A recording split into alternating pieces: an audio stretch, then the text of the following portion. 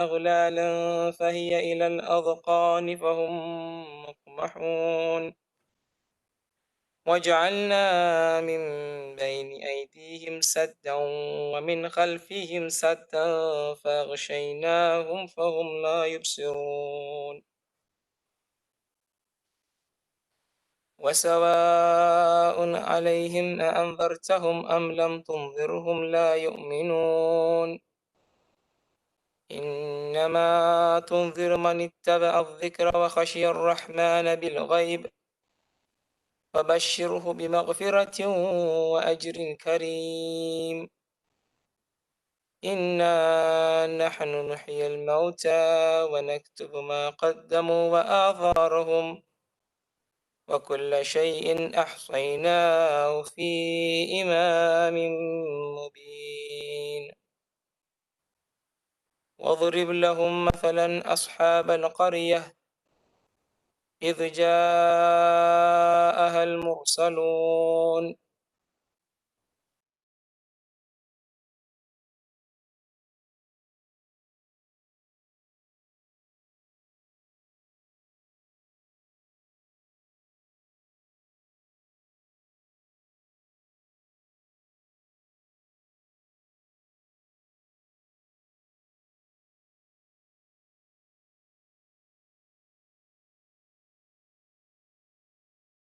من شيء إن أنتم إلا تكذبون قالوا ربنا يعلم إنا إليكم لمرسلون وما علينا إلا البلاغ المبين قالوا إنا تطيرنا بكم لئن لم تنتهوا لنرجمنكم وليمسنكم منا عذاب أليم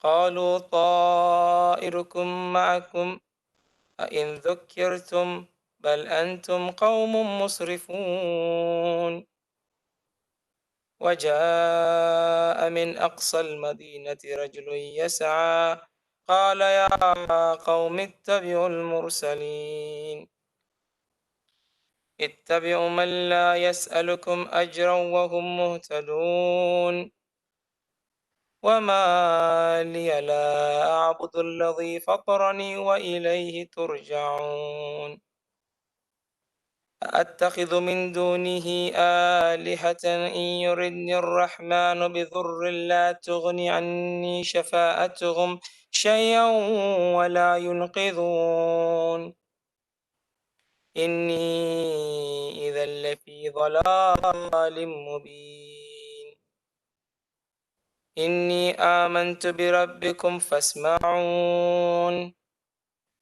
قيل ادخل الجنة قال يا ليت قومي يعلمون بما غفر لربي وجعلني من المكرمين وما أنزلنا على قومه من بعده من جند من السماء وما كنا منزلين إن كانت إلا صيحة واحدة فإذا هم خامدون يا حسرة على العباد ما يأتيهم من رسول إلا كانوا به يستهزئون ألم يروا كم أهلكنا قبلهم من القرون أنهم إليهم لا يرجعون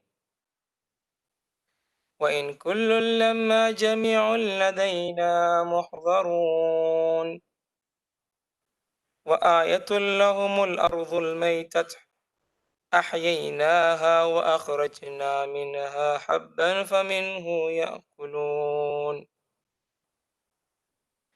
وجعلنا فيها جنات من نخيل وعناب وفجرنا فيها من العيون ليأكلوا من ثمره وما عملته أيديهم أفلا يشكرون سبحان الذي خلق الأزواج كلها مما تنبت الأرض ومن أنفسهم ومما لا يعلمون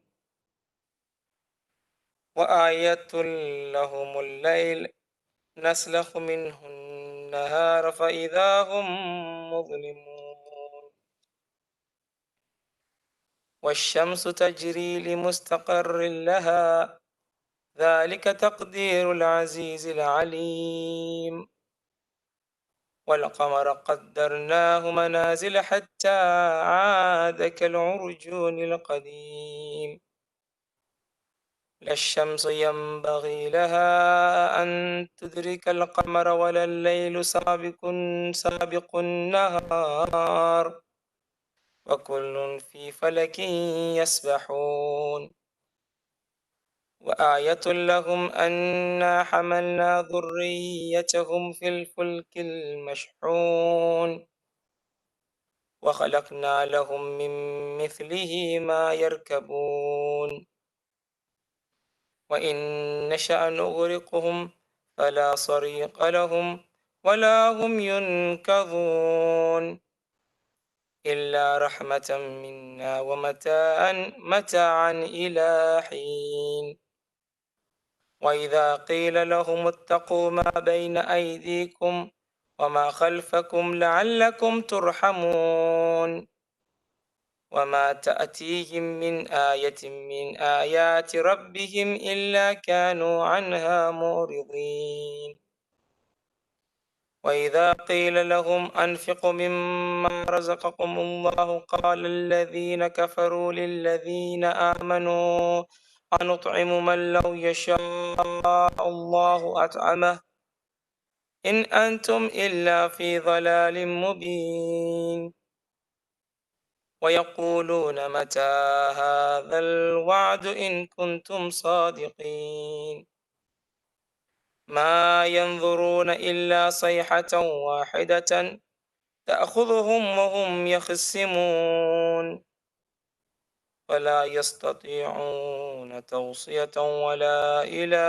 أهلهم يرجعون ونفخ في الصور فإذا هم من الأجداث إلى ربهم ينسلون قالوا يا ويلنا من بعثنا من مرقدنا هذا ما وعد الرحمن وصدق المرسلون إن كانت إلا صيحة واحدة فإذا هم جميع لدينا محضرون فاليوم لا تظلم نفس شيئا ولا تجزون إلا ما كنتم تعملون إن أصحاب الجنة اليوم في شغل فاكهون هم وأزواجهم في ظلال على الأرائك متكئون لهم فيها فاكهة ولهم ما يدعون سلام قولا من رب رحيم وامتازوا اليوم أيها المجرمون ألم أعهد إليكم يا بني آدم ألا تعبدوا الشيطان إنه لكم عدو مبين وأن اعبدوني هذا صراط مستقيم ولقد أضل منكم جبلا كثيرا أفلم تكونوا تعقلون هذه جهنم التي كنتم توعدون اصلوها اليوم بما كنتم تكفرون اليوم نختم على أفواههم وتكلمنا أيديهم وتشهد أرجلهم بما كانوا يكسبون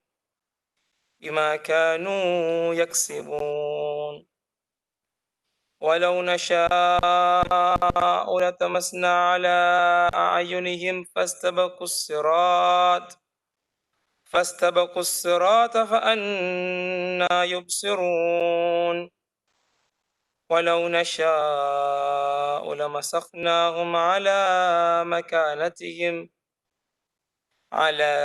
مكانتهم فما استطاعوا مضيا ولا يرجعون ومن نعمره ننكسه في الخلق أفلا يعقلون وما علمناه الشعر وما ينبغي له إن هو إلا ذكر وقرآن مبين لينذر من كان حيا ويحق القول على الكافرين أولم يروا أنا خلقنا لهم مما عملت أيدينا أنعاما فهم لها مالكون وذللناها لهم فمنها ركوبهم ومنها يأكلون ولهم فيها منافع ومشارب أفلا يشكرون واتخذوا من دون الله آلهة لعلهم ينصرون لا يستطيعون نصرهم وهم لهم جند محضرون فلا يحزنك قولهم إنا نعلم ما يسرون وما يعلنون أولم ير الإنسان أنا خلقناه من نطفة فإذا هو خصيم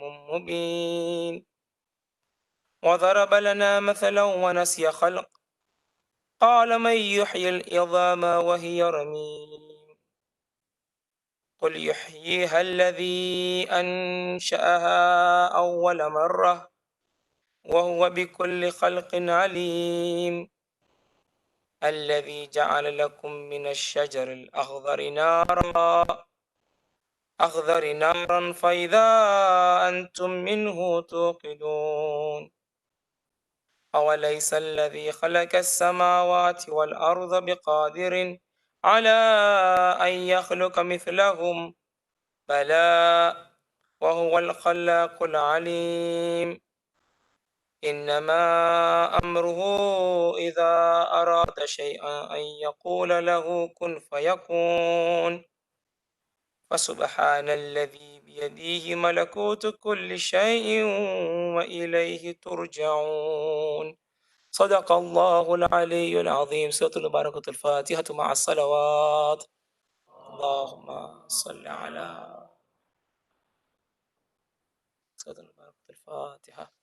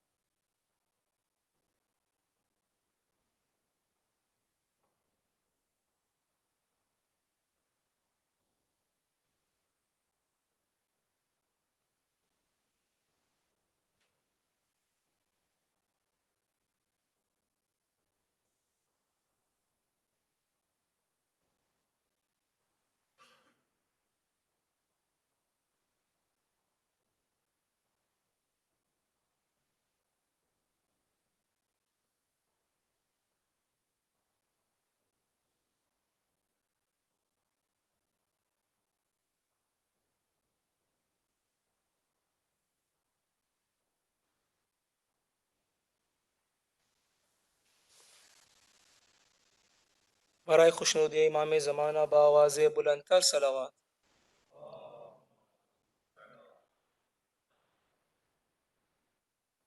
بار دیگر صلوات.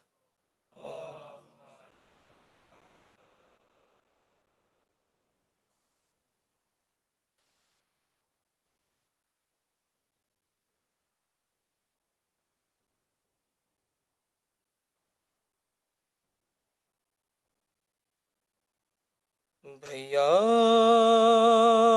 मैं आ गई हूँ नाना कदी बचा के بھیا میں آ گئی ہوں، نانا کدی بچا کے جاؤں گی اب مدینہ، جاؤں گی اب مدینہ، چہلم تیرا منا کے، بھیا میں آ گئی ہوں، نانا کدی بچا کے، معلوم ہے یہ تم کو زینب جھر چکی ہے، لیکن تیری شہادت گھر گھر پہنچ گئی ہے، شاباش دو بہن کو،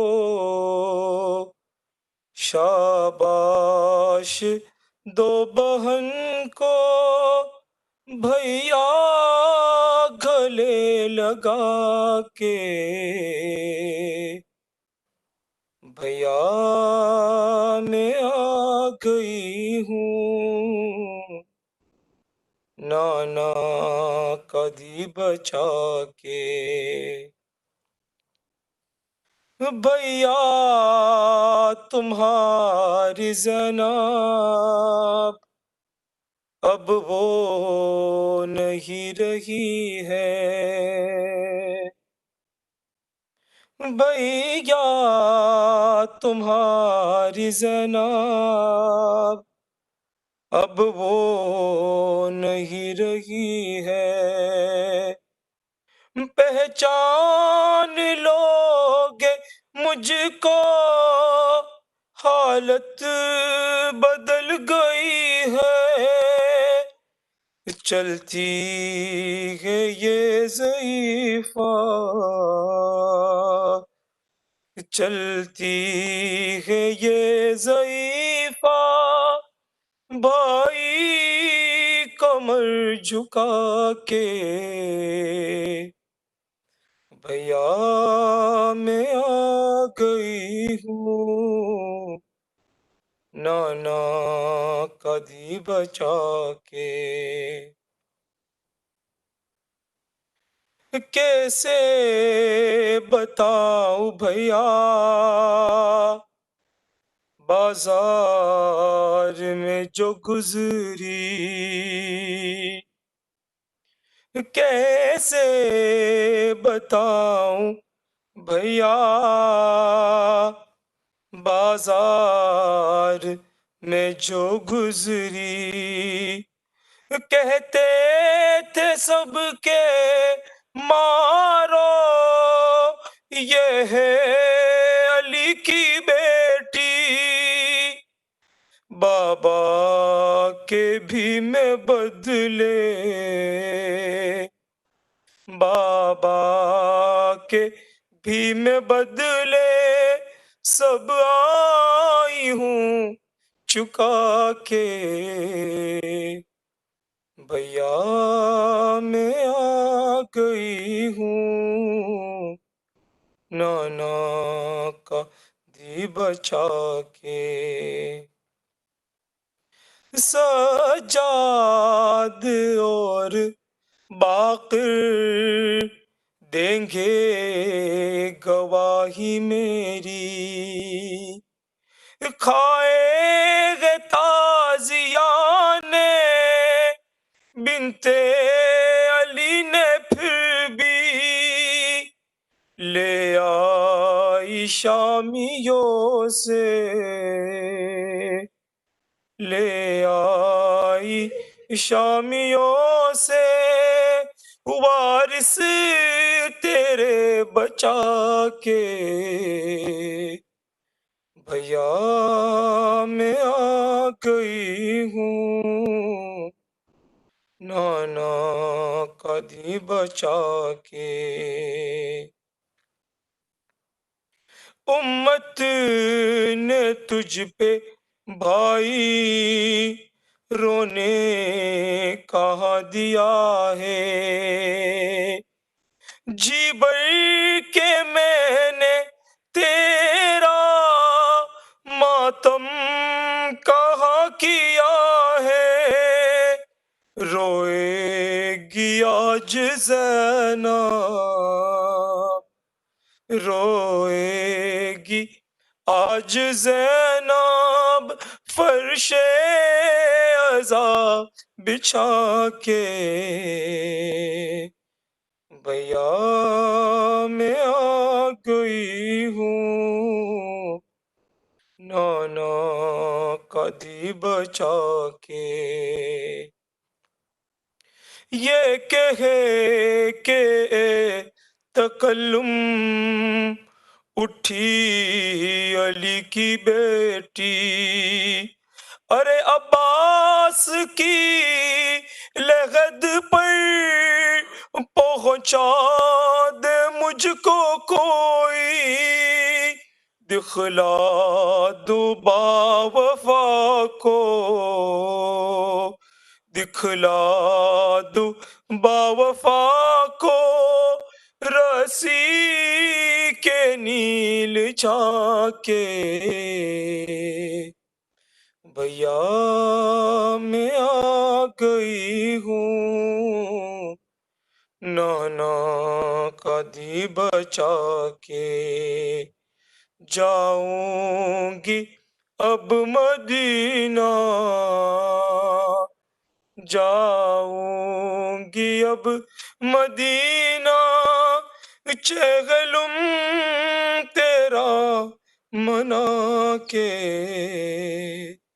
بھیا میں آ گئی ہوں نانا کا دی بچا کے، محمد و آل محمد صلوات۔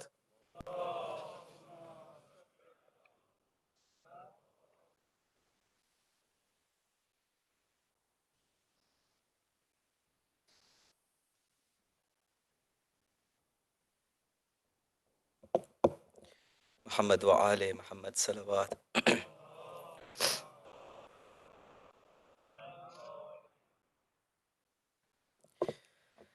ورنہ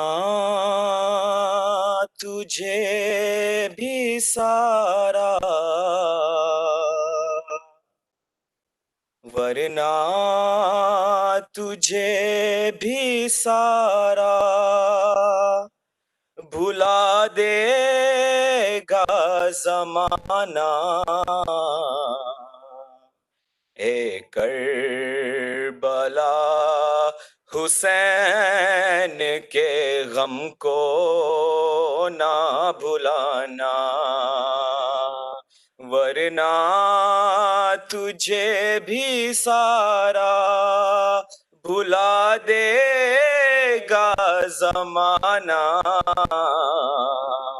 اے کربلا حسین کے غم کو نہ بھلا، ان ریت کے اڑتے ہوئے ذرات سے کہنا،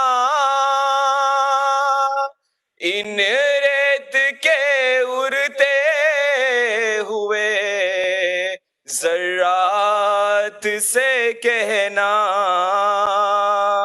اصغر کی یہی قبر ہے اس کو نہ مٹانا، اے کربلا حسین کے غم کو نہ بھلانا، خیموں سے ننگے پاؤں چلی کس طرح زینب، خیموں سے ننگے پاؤں چلی کس طرح زینب یہ بات علمدار کو ہرگز نہ بتانا، اے کربلا حسین کے غم کو نہ بلانا، بالوں سے منہ چھپائے ہوئے جاتی ہے زینب، بالوں سے منہ چھپائے ہوئے جاتی ہے زینب، اے تیز ہوا ان کو نہ چہرے سے ہٹانا، اے کربلا حسین کے غم کو نہ بلانا، تجھ کو کیا ہے کرب و بلا کس نے معلا، تجھ کو کیا ہے کرب و بلا کس نے معلا، یہ خون ہے رسول کا اس کو نہ چھپانا، اے کربلا حسین کے غم کو نہ بلانا، نہر فرات کی یہ تڑپتی ہوئی موجیں، نہر فرات کی یہ تڑپتی ہوئی موجیں، عباس علمدار کو صورت نہ دکھانا، اے کربلا حسین کے غم کو نہ بلانا، ورنہ تجھے بھی سارا بھلا دے گا زمانہ، اے کربلا حسین کے غم کو نہ بلانا، محمد وآل محمد صلوات۔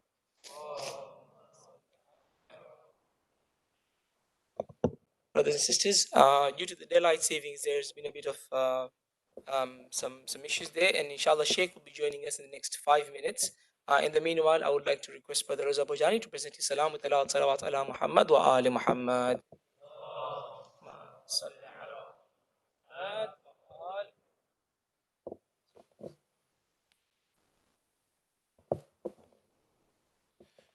برائے ظہور امام زمانہ بلند تر صلوات۔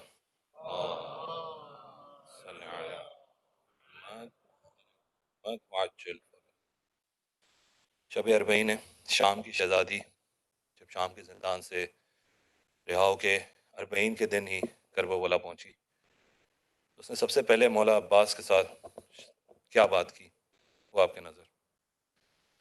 آئی جب کرب و بلا لوٹ کے بنتے زہرا، تو قبر عباس پہ زینب نے کیا یہ نوحہ، تو کیا نوحہ کیا؟ تو اگر ہوتا تو ایسا نہیں ہوتا غازی، تو اگر ہوتا تو ایسا نہیں ہوتا غازی، اور تیری شہزادیوں در در نہ پھرائی جاتی، تو اگر ہوتا تو ایسا ایسا نہیں ہوتا غازی. ارے کبھی اسرب تو کبھی سوئے نجف دیکھتے تھے, کبھی تیرے کٹے شانوں کی طرف دیکھتے تھے. شین اکبر کے کلیجے سے نکالی برچھی, تو اگر ہوتا تو ایسا نہیں ہوتا غازی. ہو گئی ثانی زہرا بھی ضعیف عباس, سانس لیتی ہوں مگر میں نہیں زندہ عباس. تیرے ٹکڑوں کی قسم تیری بہن ٹوٹ گئی, تو اگر ہوتا تو ایسا نہیں ہوتا غازی. میرے ہاتھوں کو بھی رسی سے گیا تھا باندھا, میں بھی ہاتھوں کا نہ لے پائی سہارا بھیا. جیسے تو زین سے گرا ویسے میں ناقے سے گری, تو اگر ہوتا تو ایسا نہیں ہوتا غازی. کیسے بتلاؤں وہ دربار کا منظر بھیا, کھیلتا تھا سر سرور سے ستمگار بھیا, مارتا تھا میرے مظلوم کے ہونٹوں پہ چھڑی, تو اگر ہوتا تو ایسا نہیں ہوتا غازی. پھر بیوی بیان کرتی ہے جب مولا حسین حضرت علی اکبر کا لاشا اٹھانے گئے تھے, لڑکھڑاتے تھے بہت پاؤں تو گر جاتے تھے, ہو کہاں میرے جواروں کے یہ فرماتے تھے. لاش ملتی نہ تھی بھیا کو علی اکبر کی, تو اگر ہوتا تو ایسا نہیں ہوتا غازی. پیاس میں بھی تجھے آواز دیے جاتے تھے, زیر خنجر بھی تیرا نام لیے جاتے تھے, اور گردن شاہ پہ جب شمر چلاتا تھا چھری, تو اگر ہوتا تو ایسا نہیں ہوتا غازی. تو اگر ہوتا تو ایسا نہیں ہوتا غازی.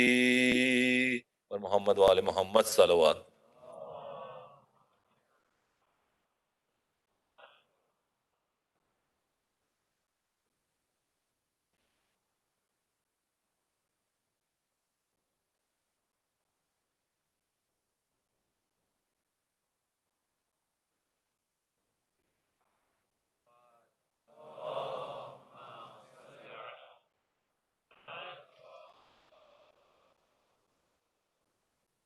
اور دیگر صلوات.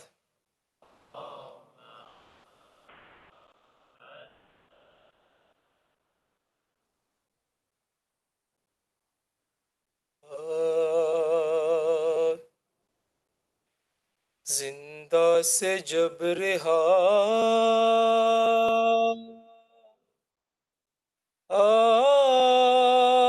ہوئے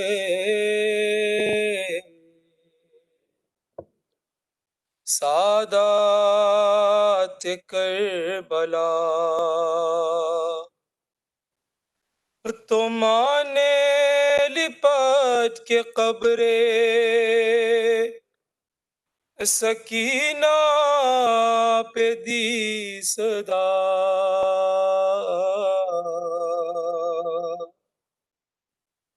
اٹھو سکینہ چلے کربلا اٹھو سکینہ چلے کربلا چھوٹی سی تربت پہ ماں نے کہا اٹھو سکینہ چلے کربلا مجھے شاہزادی تمہاری قسم نہ رکھوں گی زندہ سے باہر قدم سفر کی اب ہوتی ہے تیاریاں ہماری پہ بیٹھے ہے اہل حرم غربت کا میرے تمہیں واسطہ اٹھو سکینہ چلے Karbala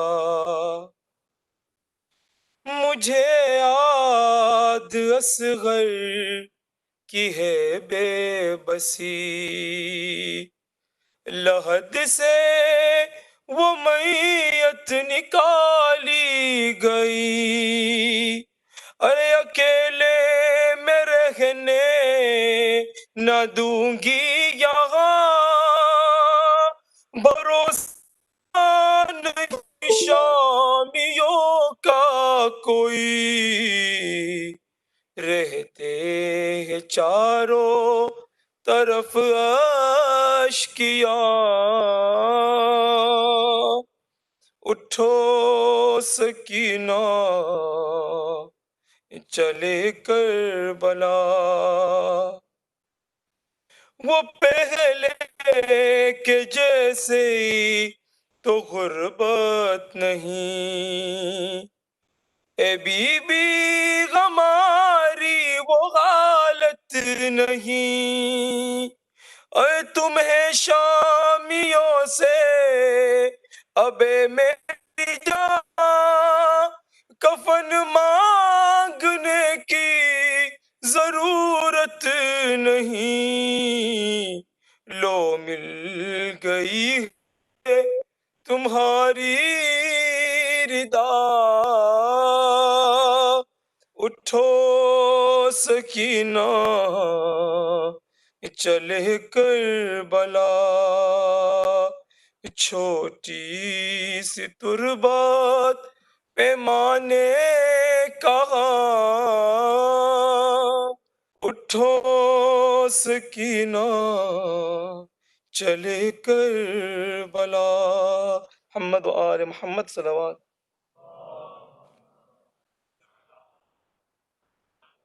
We would now like to invite our respected beloved Sheikh Muhammad Nur to present his lecture with Allah salawat ala Muhammad wa ali Muhammad.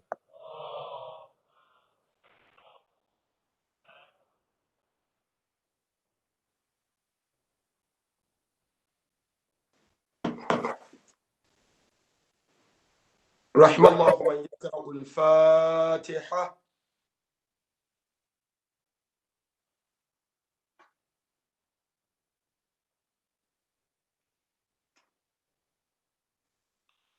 الفاتحة.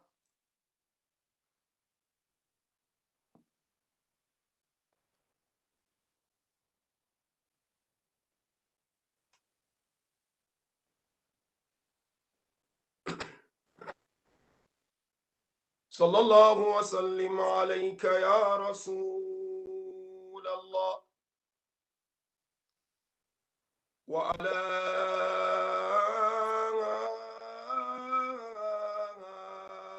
أهل بيتك المعصومين المنتجبين. يا ليتنا كنا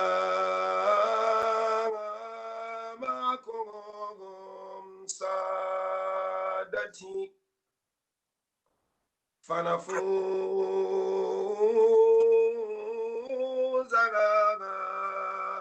فوزا عظيما.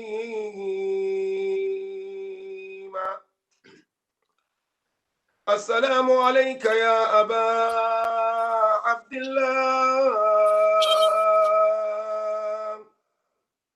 السلام عليك يا ابن رسول الله. السلام عليك يا ابن أمير المؤمنين. السلام عليك يا ابن فاطمة المظلومة. ما خاب من تمسك بكم وأمن من لجأ إليكم. يا ليتنا كنا معكم سادتي فنفوز والله فوزا عظيما. أعوذ بالله من الشيطان اللعين الرجيم. بسم الله الرحمن الرحيم.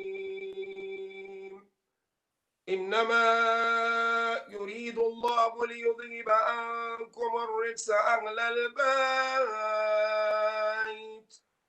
ويطهركم تطهيرا. آمنا بالله صدق الله العلي العظيم. Wherever you may be, with the loudest of our voices, صلوا على محمد وآل محمد.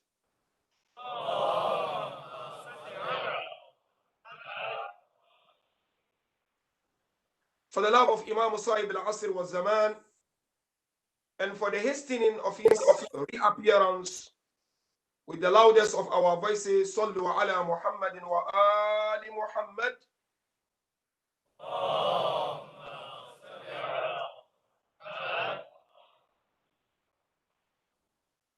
First of all, we thank Almighty Allah subhanahu wa ta'ala for gracing us with this wonderful opportunity to contribute our quota towards the mission of Imam al-Hussein alayhi afdal salati wa aska salam.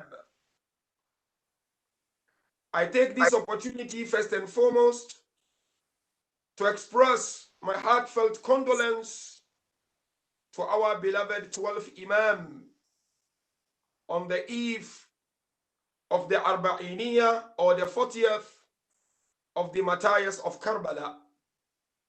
Secondly, my heartfelt condolence to our great scholars, our seminaries, our maraja, those great personalities who try their level best every day and night to give a service to our beloved school of thought, in particular, Islam and humanity in general. And thirdly, my heartfelt condolence to each and every one of you, respected brothers and sisters, lovers and followers of Ahl al-Bayt alayhim afdal salati wa aska salam, on this eve of the Arbaeeniyah of Sayyid al-Shuhada salawatullahi wa salamuhu alayhi. We cannot thank Almighty Allah enough, mu'mineen and mu'minat, for this opportunity, because no doubt there were mu'mineen and mu'minat who were with us last year this time around, and they are no more with us. There were mu'mineen and mu'minat who were with us few months ago, and they are no more with us. In fact, there were those who began the holy month of Muharram with us, and in the process, they succumbed to the calling of Almighty Allah Azza wa Jal.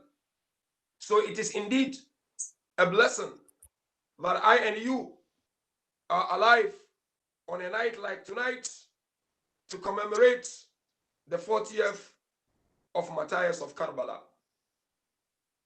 The verse I've just quoted, my dear brothers and sisters, is a known verse to all of us. And we often quote this verse beginning of our lectures or discourses. What lecture has to do with either a lesson from Ahlul Bayt that we are taking or the personalities of Ahlul Bayt. Quran 33, verse 33.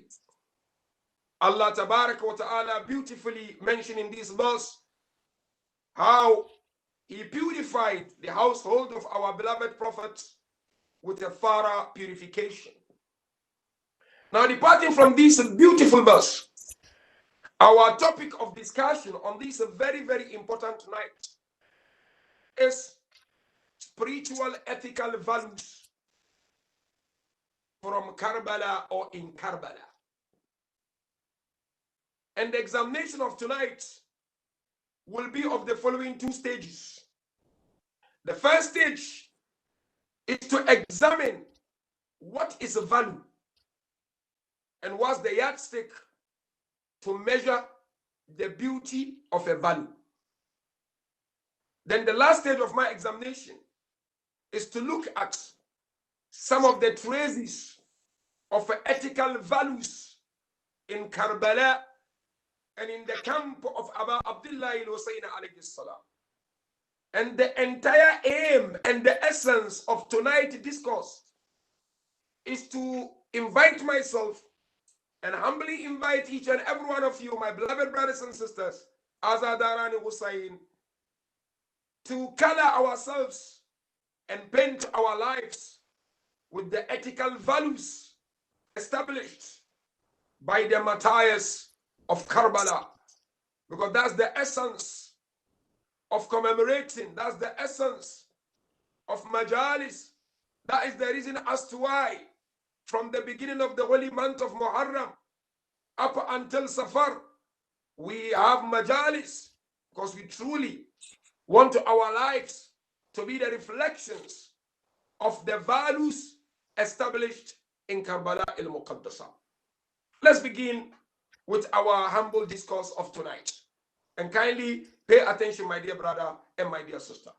Take at least one lesson, if nothing at all. What is a value? In Arabic or in Urdu or even Farsi, qima. Plural is a qiyam. We often look at people and say to them, these people, they have values. But these ones, they don't seem to have any value. What is qima? What is a value? You know, scholars, when they examine the essence of value, they said value is the authority of willpower over self-power. You know, Allah, out of His love for us, when He created us, He blessed us with so many powers. The first power, power of desire. Second power, power of anger. Third power, power of imagination. And last but not least, power is power of intellect. Now, when we talk of values, we're talking of the authority of your irada, willpower, over your self-power. What do I mean by this? Let's look at examples in order to make it very clear for all of us to understand what value is all about. We have the power of desire. And we know very well what the power of desire does is to ensure that one satisfies his or her desire. Say one is fond of music. Listening to it is as a result of exercising the power of desire. The type of clothes you wear when you go out there is, of course, as a result of exercising one's power of desire. Power of desire always aspire to make sure that you follow what it wants. Now, where does value comes here? Value comes when willpower overpower the power of desire. Say, for example, your power of desire pushes you to listen to a music. Your power of desire pushes you to go out there without hijab. Your power of desire pushes you to sit at a place where liquor is served. Your power of desire pushes you to do injustice. But as it is pushing you to do, your willpower come and exercise its authority. The moment willpower exercises its authority over the power of desire for one to stop indulging into sin, it becomes a value. And which value is here? The value of modesty. The value of modesty. Say, for instance, one finds his or herself at a place where men and women are shaking hands, for example, and it is within your means not to shake. When you are about to shake, then your power or willpower comes forward and say, no, don't do it. It is not acceptable. You are not forced. It is within your means. Then you hold on. That is value. That is modesty. Second example, we all have power of anger. Power of anger always wants to make sure that one retaliates, one erupts, one talks loudly without any respect. That's the power of anger. But now, all of a sudden, when you begin boiling inside you to retaliate, or to attack, or to abuse, or to insult, the willpower comes forward and manage it and overpower it. It becomes a value. Which value? Patience. وَالْكَاظِمِينَ الْغَيْظَ وَالْعَافِينَ عَنِ النَّاسِ وَاللَّهُ يُحِبُّ الْمُحْسِنِينَ. So modesty is ethical value. Patience is ethical value. Another example, we do have power of imagination, isn't it? One imagine too much, either this way or that way. Sometimes a lot of doubt, sometimes a lot of was. So many things in one's mind. It doesn't seem to have to be focused there. But all of a sudden, the willpower comes forward and manage it properly for one to be able to have what is called focus. That is value. Likewise, the power of intellect. This power is given to us to analyze and process and to be able to differentiate between bad and good. But sometimes this power of intellect, if it is overused, it becomes unnecessary. You find people over-analyzing trivial issues, over-analyzing things. This is what some scholars call intellectual exercise. When willpower comes in, it manages it well. It makes it moderate. Then it brings about the value of balance.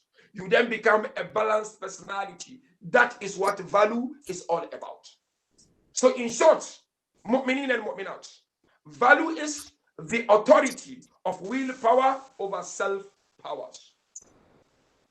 Now question, what is the yardstick to measure the beauty of a value? Because as per the Islamic teachings and traditions, each and every value is beautiful. It's beautiful. Values, ethical values are beautiful. Now, how do you measure the beauty of these ethical values? Where does the beauty emanate from? Scholars, when they examine this thoroughly, they said the beauty of a value is connected with the main aim or objective of that value. Why patience? Why modesty? Why wanting to be balanced in your lives? Why focus in my life?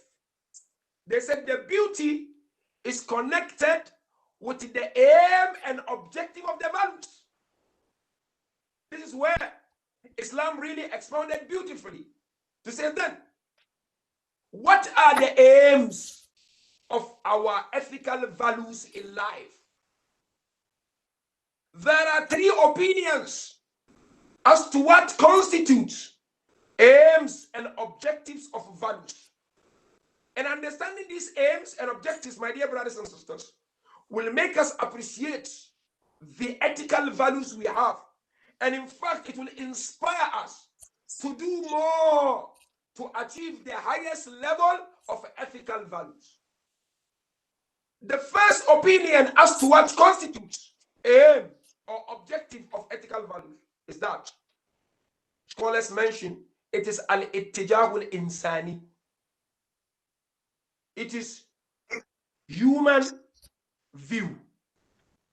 That there are people out there, when they do good, when they reach out to others, when they volunteer in their community, when they serve people who are in need, they do it not with any expectation in return.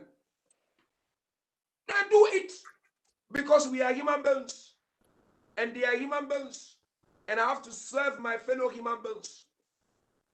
And this is where Quran comes with and mention about it. Said, "Wasbir ala ma asabak, inna dhalika min azmi al-umur."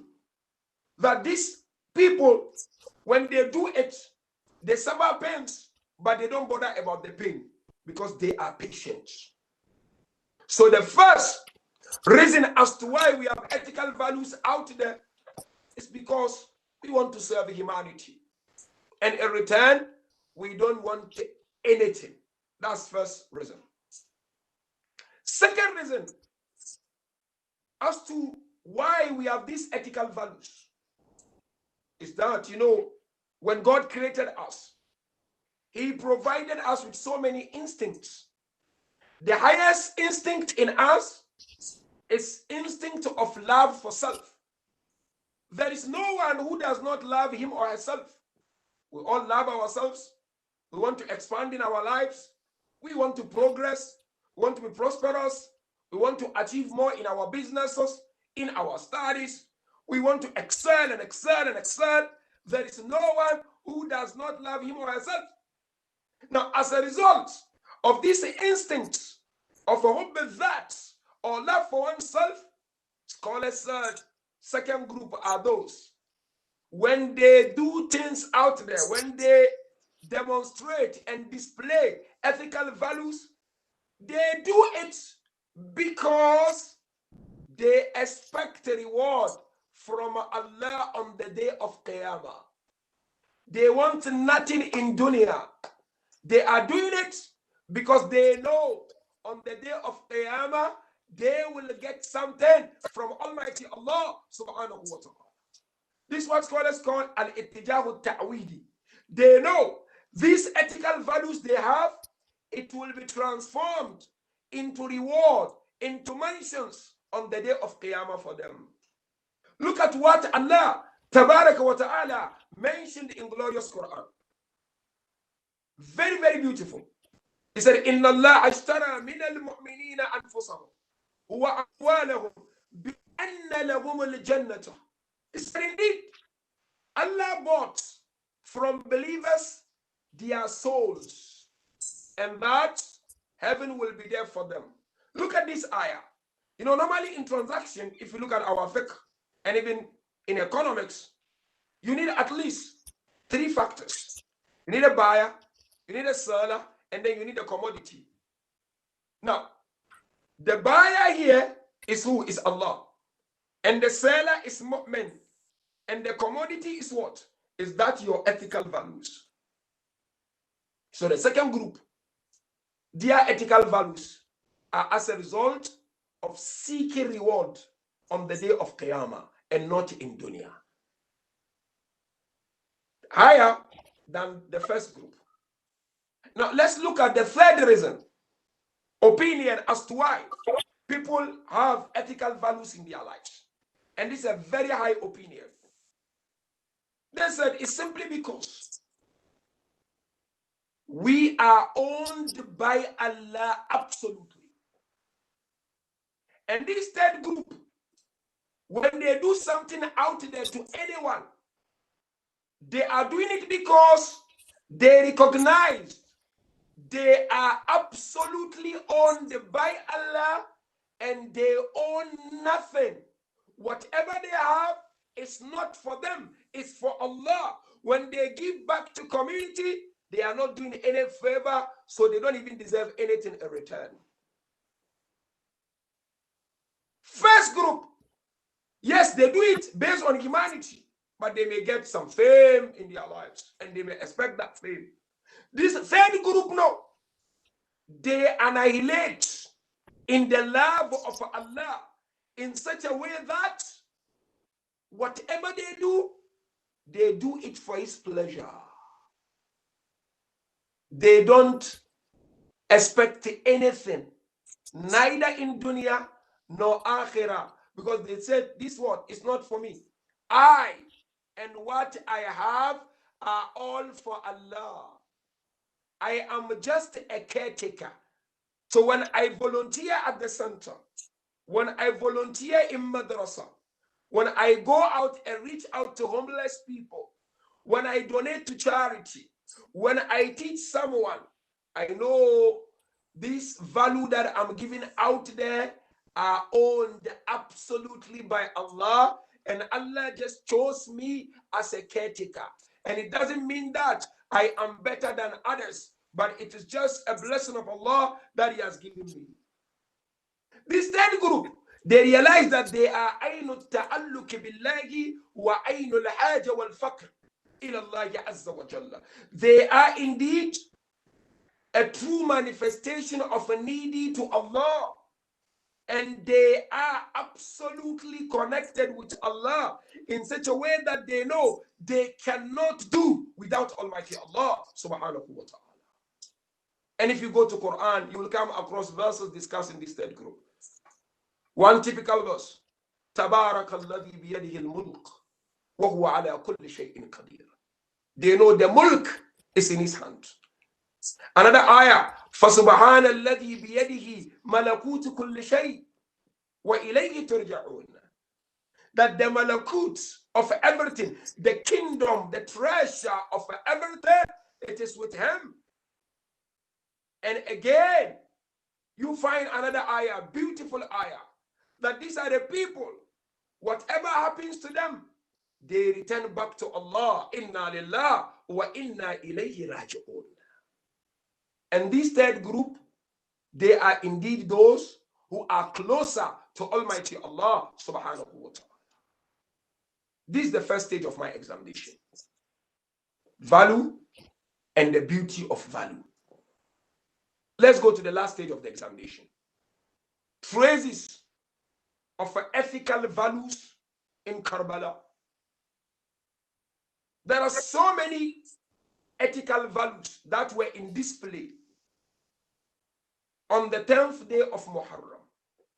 And I and you should continue to endeavor to take some lessons from the traces of these ethical values displayed by Abu Abdullah Hussein and his beloved companions and purified household who stood alongside him in Karbala.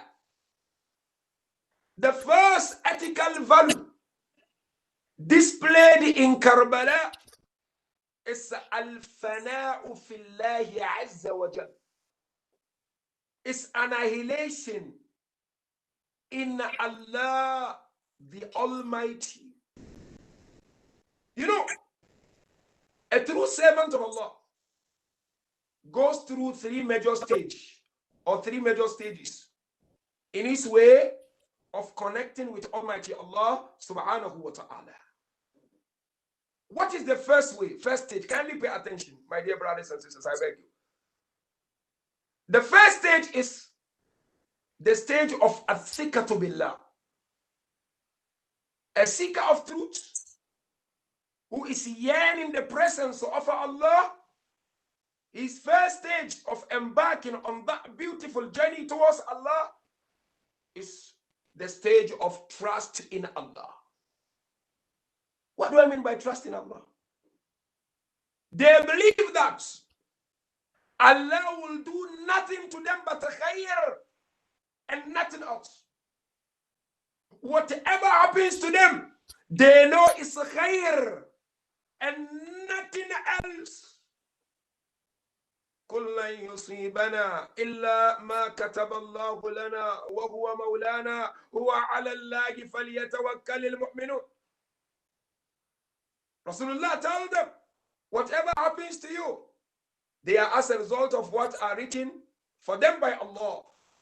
In other words, this first stage, they've got athika billah. They know that Allah, they know He will not desire shar for them. He will only and only desire khair for them. The second stage is higher than the first stage. It's the stage of rida billah. They are pleased with Allah in such a way that they even thank Him for whatever situation they find themselves in. Whether situation people regard it good or bad, they are grateful and they will go to sajda or raise their hands and thank Allah for that situation they find themselves in. This is the second stage. First stage, they know Allah will do khair and nothing else.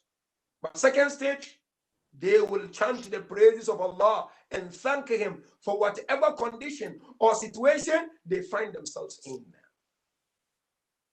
That is very, very important, my dear brothers and sisters. This is where you find Abu Abdullah al-Hussein in the holy city of Makkah. He mentioned before he left for Karbala, Ridallah, Ridana Ahl al-Bayt, Nasbir ala balaihi, wa yufina ujur as-sabirin. He said, Allah's pleasure is our pleasure. We will be patient until He reward us with the reward of those who are patient. We're not going to complain. We are happy. We are grateful, Ya Allah. Innama yuwaffa sabiruna ajrahum bighayri hisab, Allah said, those who are patient will be granted their reward on the day of Qiyamah without undue delay or judgment. The third group are the group of awliyaullah, true lovers and servants of Allah, prophet, imams. They are those who annihilated in Allah. They are absorbed by the love of Allah. They drowned and drank with the love of Almighty Allah subhanahu wa ta'ala. That is what was displayed in Karbala. It is an ethical value. When a person sees nothing in everything but Allah. Sayyidah Zainab alayha salam, when she was made to pass by the body of Abu Abdullah, she placed her two hands under the body of Abu Abdullah. What did she say? Allahumma Rabbana taqabbal minna hadha al-qurban. Oh, our beloved merciful Creator, accept this humble qurban on our behalf. Allahu Akbar. Zainab is saying, Allah has accepted us. She's not saying that. Zainab said, Ya Allah, accept it on our behalf. This is highest level of spirituality. This is fana fillahi azza wa jal. They were overwhelmed by the presence and the love of Allah. And this is exactly what Abu Abdullah mentioned. هون علي ما نزل بي أنه بعين الله. Imam Hussein said, whatever is happening to me and falling on me, I found them so easy because I know they are all happening under the watchful eyes of Allah. That is fana fillah. Look at the mother of Wahab al-Kalbi. When they beheaded Wahab, they took the head of Wahab and threw the head to the mother. The mother took the head. She looked at the head. She said, Ya Allah, if you will give me more of these heads, I will be proud to give it back to the son of Fatima al-Zahra. That is fana fillah. It is an ethical value. It is higher stage of spirituality. It is higher stage of connecting with our beloved merciful creator. And it is of great importance, my dear brothers and my dear sisters. Let's go to the second ethical value, not to take much of your time, because we started a bit late and apologies for that. It is the value of being proud of who you are. مبدأ العزة الإيماني. Being proud of your faith, because it is your religious identity. And you cannot humbly shy away from your religious identity unless if one does not understand it properly. The way Allah created us, mu'minin and mu'minat, He created us in such a way that we have in us this power to resist zillah, misery, undermining, ridiculing. Every insan by nature does not accept misery. Karbala, that's what they displayed. But when they displayed that, it was a lesson. The man took of it is what? Flip side of it. So you have to be proud of who you are. That's an ethical value. Be proud of the hijab you wear. Be proud of being a Shia. Be proud of being a Muslim. It's of great importance. About Abdullah Hussein made it very clear. I had a minna billah. Far be from us misery. It is a izzatun imani that we have to be proud of our iman. Nothing to be ashamed about when it comes to your faith. Being a Shia, there's nothing to be ashamed of. There's nothing to hide. It is a universal value. Hijab is a value. Praying is a value. Reaching out to people is a value. Azadari is a value. And indeed, it is our identity. Because I know sometimes we've got this identity crisis, especially within our youth, and we can't blame them for that. Sometimes one finds himself in a situation. Should I shake the hand of this mahram or not? But the general value out there is shaking a hand. But my Islamic value said I shouldn't shake. Should I shake? Remember about Abdullah. Be proud of your faith. No. If I don't wear the hijab, if I wear hijab, I look different. My husband is not happy. Even people look at me and say, look. But if I go there without hijab, I feel good. I feel proud of myself. Because that is generally what is happening out there. But my Islam, Bibi Zainab defended hijab. Fatima Zahra defended hijab. Kulthum defended hijab. Where do I stand? Which value do I take? This is an ethical value, which was displayed in Karbala. So the second value is what? Is the value of being proud of who you are. Be proud of your faith. Let people know who you are.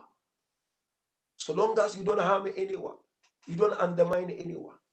That's the second value. Take note of it. Third value, which was displayed in Karbala, ethical value, was the value of honoring humanity. Imam al-Hussein alayhi salam did not segregate. He did not marginalize. He did not undermine. He did not antagonize. Imam treated all equal. Because if you examine the camp of Abu Abdullah, you'll find people from different walks of life. All the age, youth, although majority were youth, women, children, black people who were slaves before. وَلَكَدْ كَرَّمْنَا بَنِي آدَمَ قرآن وَحَمَلْنَاهُمْ فِي الْبَرِّ وَالْبَحْرِ وَرَزَقْنَاهُم مِّنَ الطَّيِّبَاتِ وَفَضَّلْنَاهُمْ عَلَى كَثِيرٍ مِّمَّنْ خَلَقْنَا تَفْضِيلًا. Allah says, we indeed honor and cherish the children of Adam, irrespective of their status, irrespective of their geographic background. Abu Abdullah honored whoever he came across. Hurr ibn Yazid al-Rayahi, from the word go, he was blocking Abu Abdullah from proceeding until and unless he pays allegiance. But when it was time for them looking for water, Abu Abdullah showed the act of kindness and humanity. He gave Hurr and his soldiers water to drink.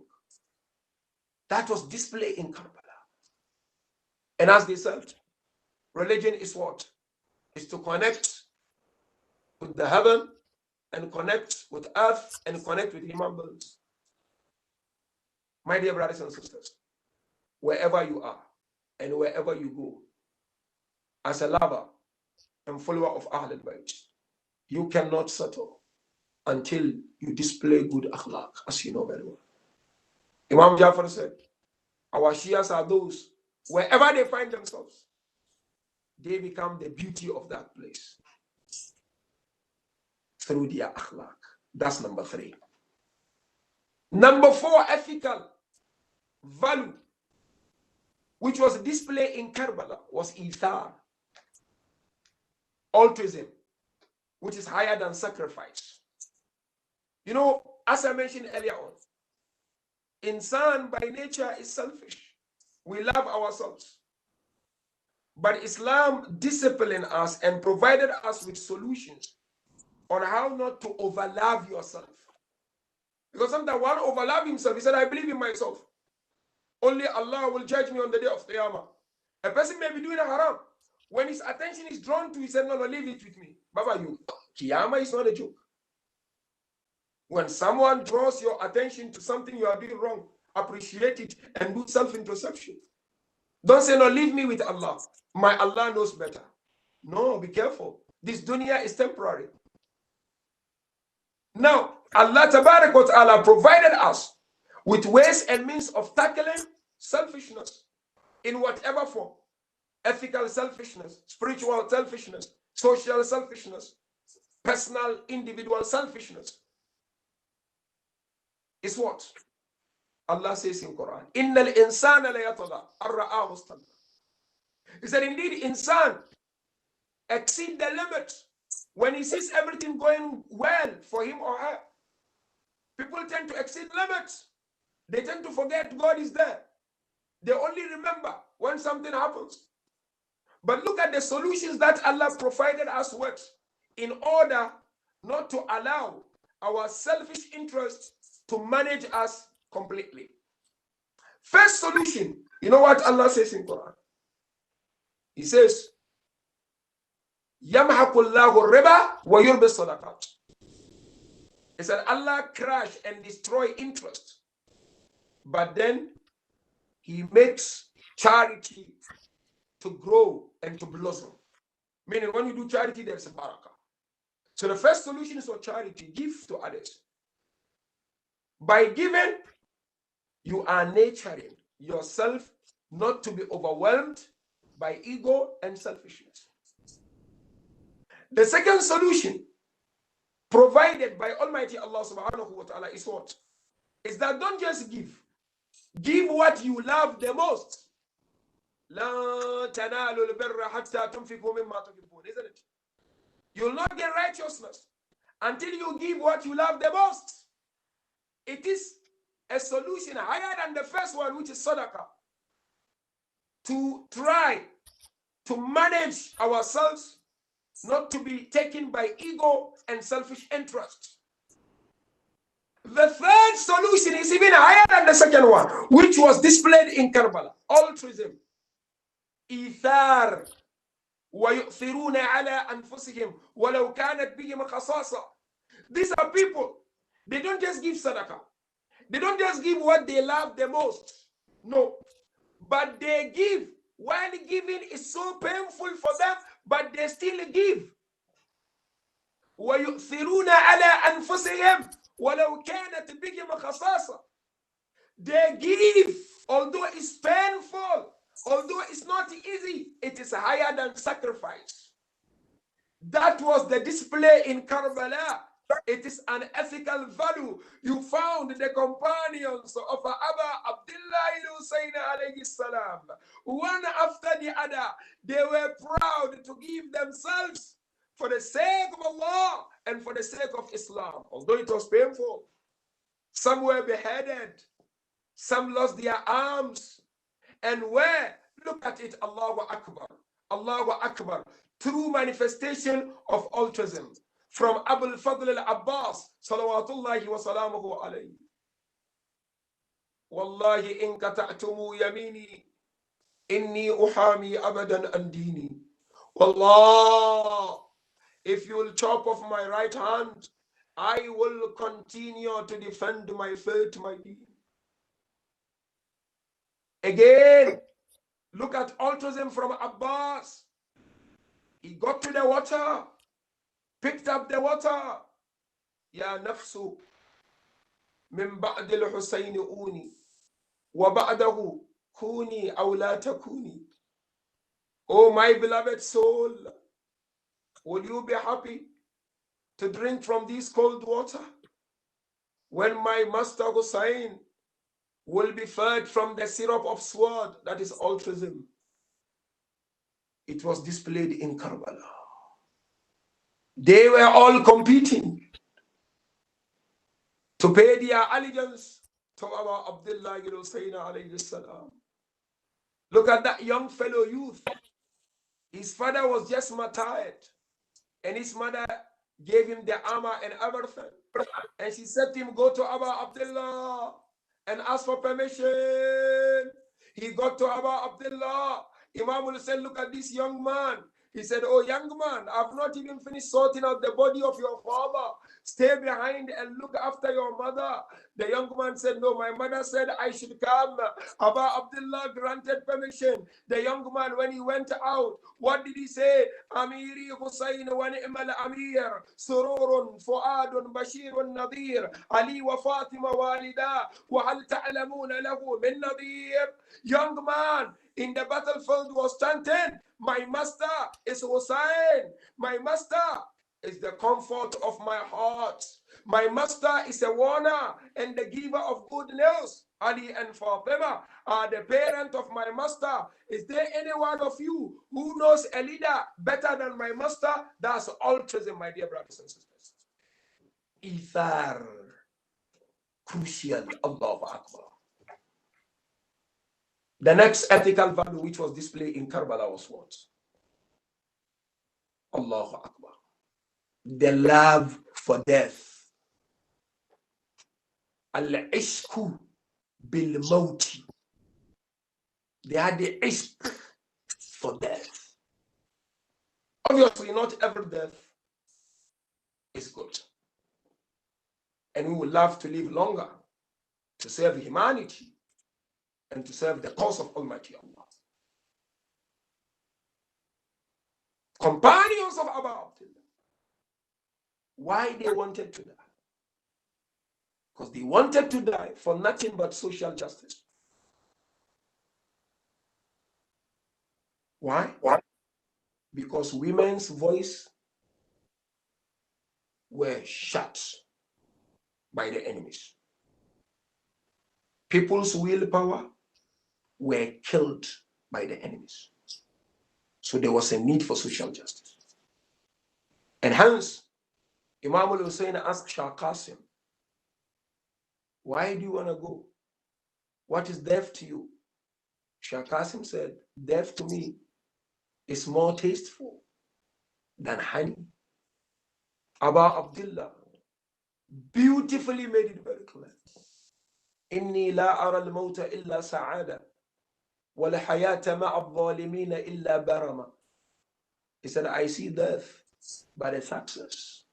A life with the unjust is a grief, is pain. Is pain. And the last but not least, ethical value, which was displayed in Karbala, which some of it was highlighted earlier on in my lecture, was to remain with good akhlaq wherever you are, irrespective of how you are treated. My beloved brother and sister, be safe wherever you are by displaying good akhlaq. Don't mistreat people because they mistreat you. I know sometimes it's difficult, but try, and you will get the benefit of that. And Abu Abdullah demonstrated that, wallahi, brothers and sisters. On the 7th of Muharram, he himself, Imam al-Hussein, Hazrat Abbas, and Hazrat Ali al-Akbar, they decided to go and have a meeting with Umar ibn Sa'ad. Umar came with his son and one of his servants. Imam spoke to Umar ibn Sa'ad. La tusharik fi dami. Umar, do not participate in shedding my blood. That was kindness. That was good akhlaq. After all that Umar and his people did, Umar gave all sorts of excuses, Umar ibn Sa'ad. Eventually, Abu Abdullah left him. تَخَلَّقُوا بِأَخْلَاقِ اللَّهِ, Rasulullah said. Behave with the manners of Allah. And know that the manners of Allah were those manners of the Holy Prophets and Ahlul Bayt alayhi wassalatu wassalam. Companions of Abu Abdullah displayed good akhlaq towards each other. And so as we commemorate these Arbaeeniyah, let us pledge the Imam of our time that, Ya Aba Salih al-Mahdi, we will continue to allow ethical values manifest and flourish in our lives. We will strengthen our relationship with Allah, and we will try to reach out to humanity based on our capabilities. And we will be proud to be lovers and followers of Ahlul Bayt. It is our identity, and we cannot shy away from it. The world needs to know. And alhamdulillah, our communities across the globe are trying their level best. On a night like tonight, we take our hearts to the holy land of Karbala and then head to Sham and see what happened of Masa'ib to Ahl Bayt al-Ismati wa Tahara. My dear brothers and sisters, you know very well our beloved Imam al-Hussein was slaughtered an hour before sunset, as you know. After the slaughtering, because they did not kill him, they slaughtered him. Allahu Akbar. Allahu Akbar. They began to loot his belongings. The last one who came saw nothing but the ring. He tried removing the ring. He couldn't. He said he got a sharp knife and he cut off the finger of Abu Abdullah.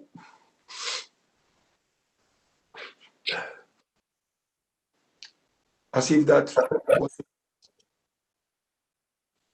the next cruelty and injustice was that they trampled on the body of Imam al-Hussein.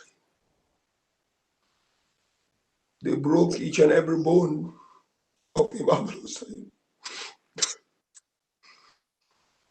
Sayyidah Zainab was inside. She heard something was being broken.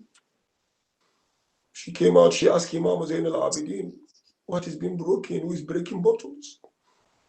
He said, Auntie, they are not breaking bottles. They're breaking ribs of my father.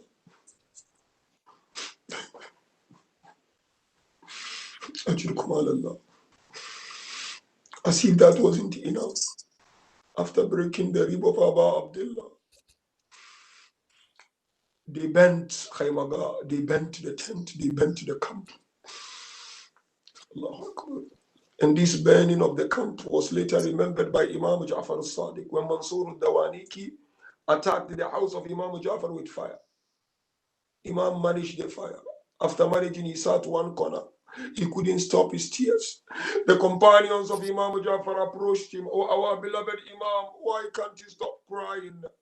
He said, I'm not crying because of my family and my house. I've now understood what Auntie Zainab went through on Shami Garima. And you know that moment when the camp was burning, the ladies, the children, they were all running away. Zainab alayhi salam was trying to manage the fire. Allahu Akbar, the young lady, the young daughter of Abu Abdullah, she was running and the fire was burning her from behind, isn't it? She met this man, Hamid ibn Muslim, and he asked her those questions which you know. Eventually, she said to him, Ana yatimatu Abi Abdullah, I am the orphan of Abu Abdullah, salamullahi alayhi. Allahu Akbar. That night, Dailam took a piece of cloth and she gave it to her servant. She said, take this piece of cloth, go around the bodies. When you come across the body of my husband, Zuhaira, cover the body with the clothes. The servant went around and he came back. Dailam asked him, have you covered the body of my husband? He said, no. She asked him why. He said, when I made an attempt to cover the body of Zuhaira, I saw the body of Abu Abdullah uncovered. I couldn't afford to cover Zuhair while Hussein is uncovered. Allahu Akbar. On that night, ladies eventually became tired and they began to sleep. But Zainab looked around and she did not see Bibi Rabab. She was looking for her. She could not find her. All of a sudden, a man approached. Zainab looked at the man. She said, oh man, we've been hurt so much. Do not hurt us.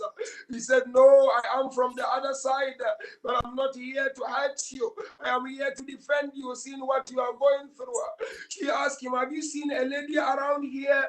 He said, I've not seen a lady, but I heard the voice of a lady. Zainab said, show me, where is the lady? He showed her, it was Bibi Rabab. Zainab looked at her and asked her, Rabab, what are you doing? Come take rest. She said, Zainab, haven't they given us water? She said, yes. I've now have breast milk. I'm looking for my asgar to breastfeed him.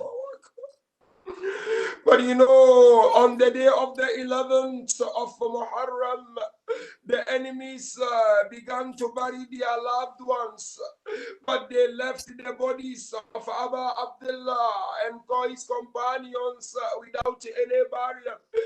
The journey of the survivors began from Karbala to Kufa. On their way, they made Imam Zain al-Abidin alayhi salam to be on a camel without saddle, to suffer maximum pain. Narration narration mentioned they chain Imam Zainul Abidin around his neck and around his wrist so that he suffer a lot of pain. They got to Kufa. When they got to Kufa, Sayyidah Zainab gave them that powerful message and khutbah. The journey then began towards Sham. Narration mentioned each and every town they would enter. People will hail them with stones. People will throw stones at Sayyidah Zainab. People will throw stones at Bibi Sakina. People will throw stones at Imam Zainul Abidin alayhi salam. No narration mentioned, I leave you with this line. When they were about to enter Sham, Kulthum looked at Shimmer. She said, I have 2 requests. He asked her, what are your requests? She said, my first request is that let us enter Sham from the other door, not from the main door. He asked her why. She said, we are not used to men looking at us. Allahu Akbar. Then she said to him, can you take the hairs of our Matthias away from us? Because seeing them, you bringing them close to us, we suffer a lot of pains. Shimmer looked at her and he said to her, your wishes will not be granted. Narration mentioned that moment, Imam Zainul Abidin said, can you go and get me piece of cloth? They asked him, what do you want to do with the piece of cloth? He said, I want to place the cloth between my neck and the chain because the chain is killing me since the beginning of our journey. Inna lillahi wa inna ilayhi raji'un. وسيعلم الذين ظلموا أي منقلب ينقلبون والعاقبة للمتقين. اللهم إنا نسألك وندعوك باسمك العظيم الأعظم على جل الأكرم وبأسمائك الحسنى. We pray to Allah. Brothers and sisters who are not well, may Allah cure them with His cure. We pray to Allah subhanahu wa ta'ala, marhumin, may Allah forgive them and grant them Jannat al-Firdaus. We pray to Allah to continue to inspire us with the true teachings of Ahl al-Bayt. Wa akhir da'wana alhamdulillahi rabbil alameen.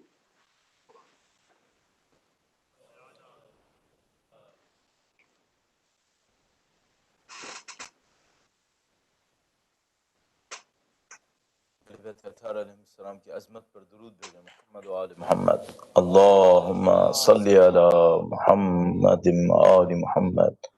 فاتحة.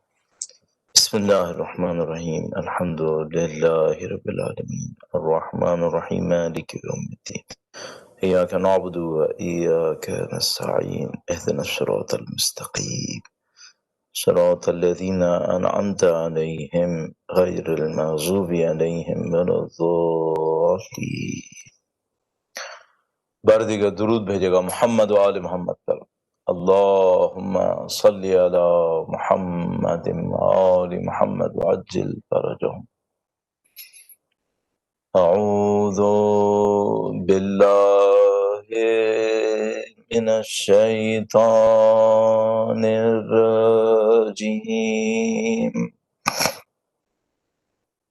बिस्मिल्लाहिर्रहमानिर्रहीम. अल्हम्दुलिल्लाहि रब्बिल आलमीन. वस्सलातु वस्सलामु अला सय्यदिल अंबिया वल मुरसलीन. हबीबे इलाहिल आलमीन अबिल कासिम मुहम्मद. अल्लाहुम्मा सल्ली अला मुहम्मद व आलि मुहम्मद व अज्जिल फरजहुम व अला आलिहि तय्यबीन अत्ताहिरीन. सिय्यमा बक़ियतुल्लाहि फ़िल अराज़ीन. क़ाला अल्लाहु तआला फ़ी किताबिहिल करीम. बिस्मिल्लाहिर रहमानिर रहीम. अम हसिबता أنا أصحاب الكهف والرقيم كانوا من آياتنا عجبا. درود بھیجے گا محمد و آل محمد پر. اللہم صلی علی محمد و آل محمد وعجل فرجہم. خدا متعال کا انتہائی شکر ہے، پروردگار عالم کا انتہائی احسان ہے، اس نے ہمیں اس دنیا کی مادہ پرستی اور اس دنیا کی نفس پرستی کے باوجود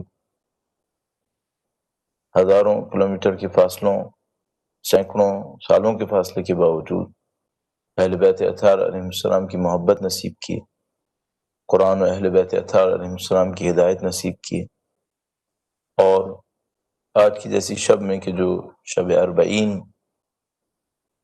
سید الشہداء کے چہلم کی شب کی مناسبت سے ہے، سید الشہداء کی ذکر کی سعادت ہمیں نصیب کی، ان کے فرش عزا پر بیٹھنے کا موقع نصیب کیا.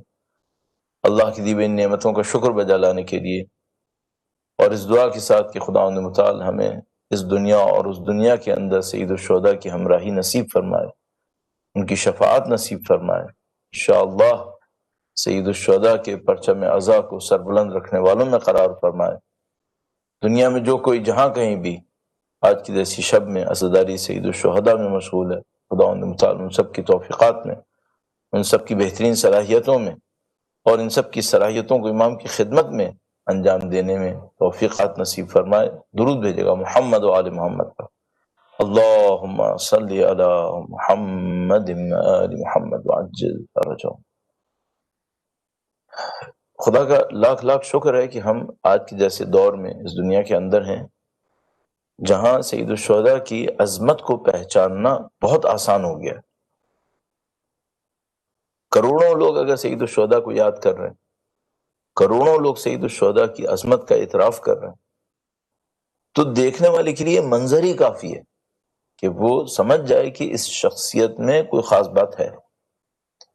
الحمدللہ رب العالمین، ہم اور آپ اپنے اجداد کی طرف سے معمولاً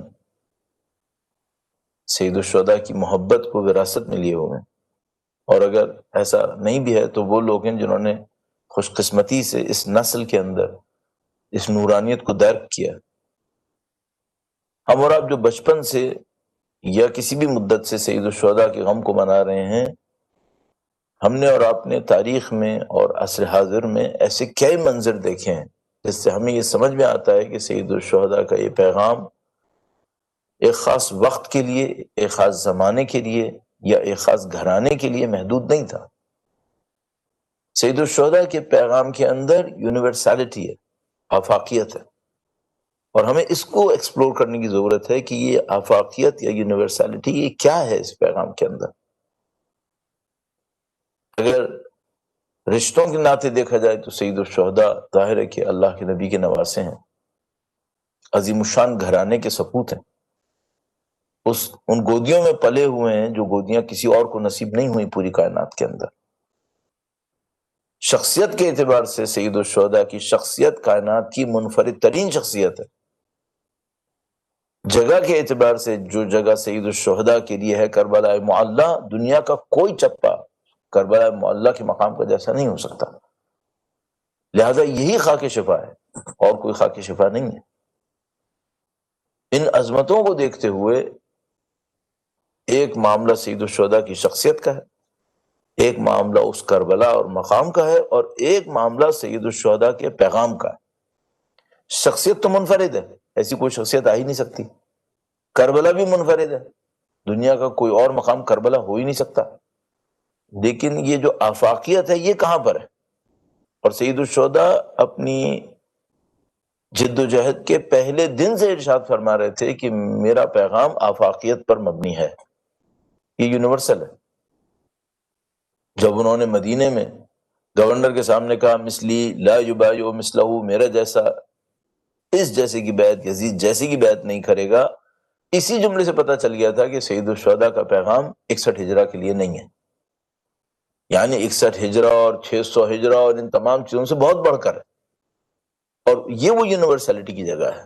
شخصیت منفرد ہے، مقام بھی منفرد ہے، لیکن پیغام آفاقی ہے۔ پیغام کیا آفاقی ہے، اس کو مجھے آپ کی خدمت میں عرض کرنا ہے کہ یہ جو سید الشہداء نے کہا مثلی لا یبایع مثلہ، یہ جو مثل حسین ہے، یہ جو مثل حسین ہے جو اپنی زندگی کے اندر مثل عاشور بناتا ہے، مثل کربلا بناتا ہے، یہ مثل حسین کون ہے؟ بحمد اللہ رب العالمین میں اور آپ سید الشہداء کا نام دے رہے ہیں، اللہ کا کرم ہے، خدا کا شکر ہے، خدا کا احسان ہے کہ ہم سید الشہداء کے نام پر اس فرش عزا پر بیٹھے ہیں۔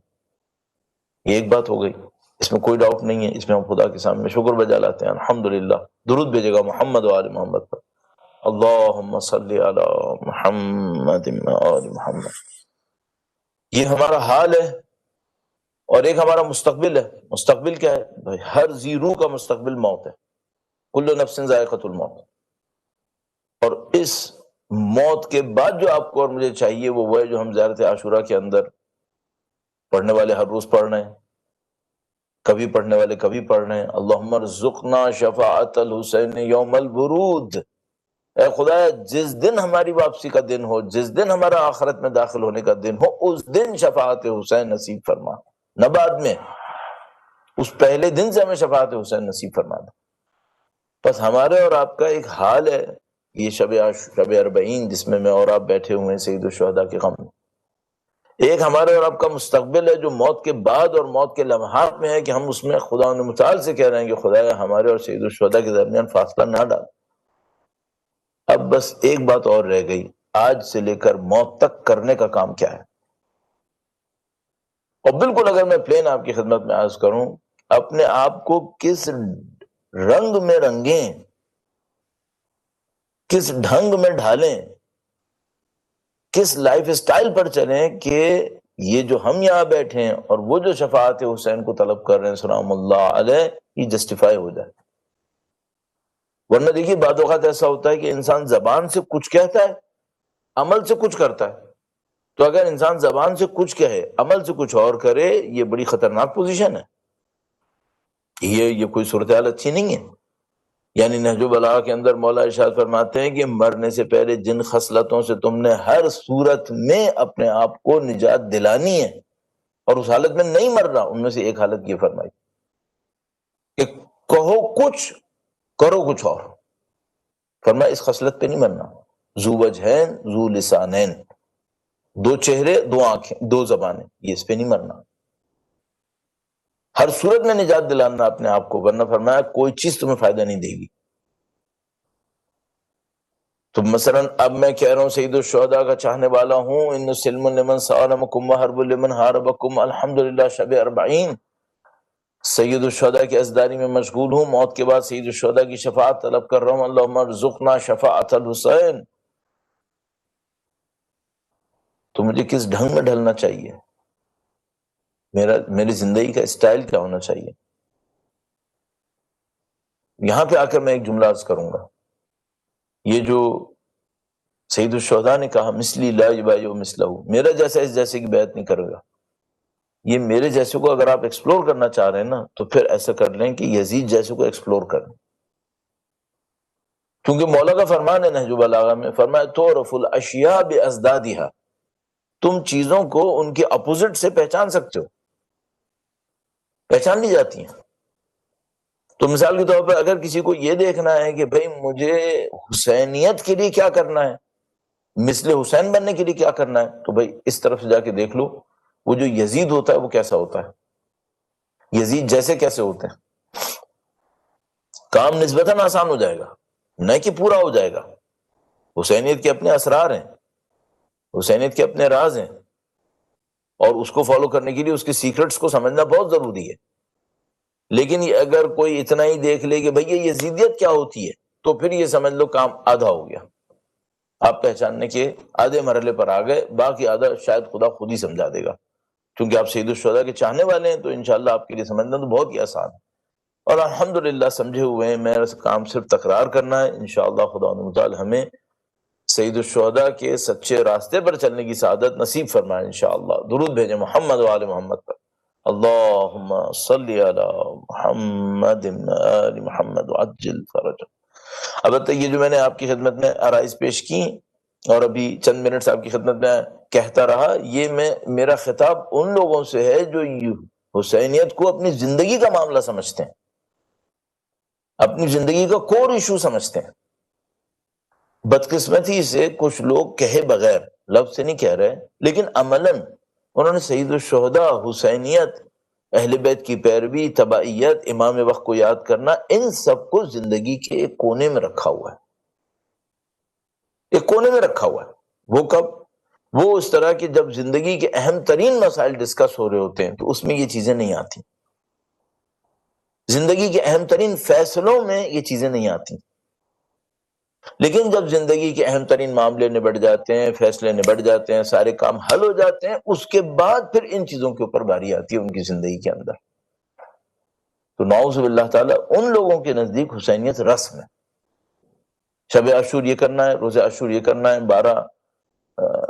2 مہینے ہم نے یہ کام انجام دینا ہے، اور اس کے بعد بس امام بارگاہ تک تو یہ تھا، اس کے بعد جو نکلے تو زندگی کچھ اور تھی۔ اگر کوئی اس طرح سے سوچ رہا ہے تو پھر معاملہ اچھا نہیں ہے، پھر یہ سمجھ لیں اس کی زندگی 2 حصوں کے اوپر چل رہی ہے، ایک وہ اس کا مین اسٹریم ہے جہاں پہ وہ کسی اور طرح فیصلے کرتا ہے، اور ایک حصہ اس نے مغرب کے بعد کے لیے، رات کے وقت کے لیے، اور محرم عاشور کے لیے، اربعین کے لیے رکھا ہوا ہے، جہاں وہ امام حسین کو یاد بناتا ہے۔ اہل بیت میرا نہیں خیال اس طرح سے چاہ رہے تھے، اہل بیت اس ہدایت کی بات کر رہے تھے جو میری اور آپ کی زندگی کے اوپر رول کرے، ڈومیننٹ ہو ہماری لائف کے لیے، اور تب وہ ہمیں لے کر چلیں اس کمال کی طرف جس طرف وہ لے جانا چاہتے ہیں۔ تو مثال کے طور پر آپ تصور بھی نہیں کر سکتے، مثلا حضرت میں سمیت عمار، حضرت ابو ذر، حضرت سلمان فارسی، تمام اصحاب سید الشہداء اور امیر المومنین کی ان لوگوں کی زندگی میں اس کے علاوہ بھی کچھ تھا، جو کچھ بھی تھا وہ اسی کے لیے تھا۔ بدقسمتی سے ہم میں سے اکثر کے ساتھ ایسا نہیں ہے، ہماری زندگیاں کہیں اور ہیں۔ میں نے عرض کیا شب عاشور یہاں ہے، شب اربعین یہاں ہے، باقی کہیں اور ہے۔ اس کی نشانی کیا ہے؟ اس کی نشانی یہ ہے کہ زندگی کے 2 سیگمنٹس کو آپ ویڈیو بنا لیجئے اور ان دونوں کو ساتھ ساتھ رکھیں اور اس آدمی سے پوچھیں تم وہی ہو؟ آج کل ایسا ہوتا ہے کہ مثال کے طور پر فرض کریں کوئی بہت نامی گرامی آدمی ہے، اہل بیت کے نام پہ بہت مشہور ہے، اور کوئی جا کر اس کی زندگی کے ان حصوں کی ویڈیوز بنا کر دونوں کلپس کو ساتھ ساتھ لگا دیتا ہے اور کہتا ہے کہ یہ وہی بندہ ہے۔ کیا مطلب؟ یعنی ایک طرف سے وہ ہے کہ جو کہتا ہے میں امام حسین کے نام پر جان دینے کو تیار ہوں، اور دعوے اور دعوے اور دعوے، اور دوسری طرف سے اس کی زندگی میں کیا ہے؟ ہم کہتے ہیں بھائی یہ کیا ہے؟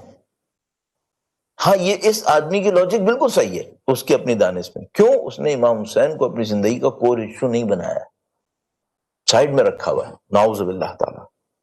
تو میرا خطاب ان لوگوں سے نہیں ہے جنہوں نے سید الشہداء کو نعوذ باللہ تعالی زندگی کی سائڈ میں رکھا ہوا ہے 2 مہینے کے لیے، چند راتوں کے لیے۔ میرا خطاب ان لوگوں سے ہے جو سید الشہداء کو اپنی زندگی کا حصہ بناتے ہیں۔ کیوں؟ اگر وہ یہ نہیں کریں گے تو اللہم ارزقنا شفاعت الحسین یوم الورود، یہ کہاں کی باتیں ہیں؟ پھر انسان اپنی محبتوں کی بنیادوں پر اٹھائے جائیں گے۔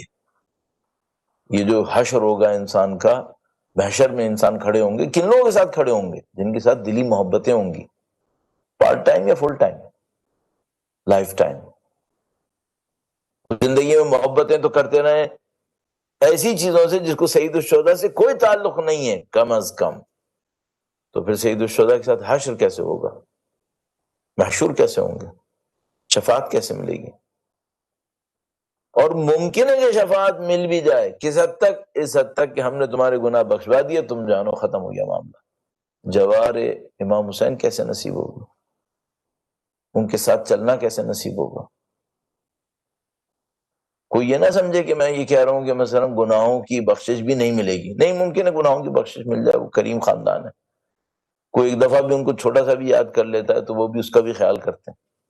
تو ممکن ہے کہ کوئی آدمی امام حسین کو اتنا سا یاد کر لے اور اس کے بعد وہ کہے کہ مولا کے سامنے پہنچ جائے کہ قیامت کے دن کہ مولا میں نے آپ کو یاد کیا تھا، کم از کم یہ میرے گناہ بخشوا دیں، تو وہ گناہ بخشوا دیں، لیکن اس کے بعد وہ کہے کہ مولا اب میں آپ کے ساتھ زندگی گزارنا چاہتا ہوں، وہاں مشکل پڑے گی،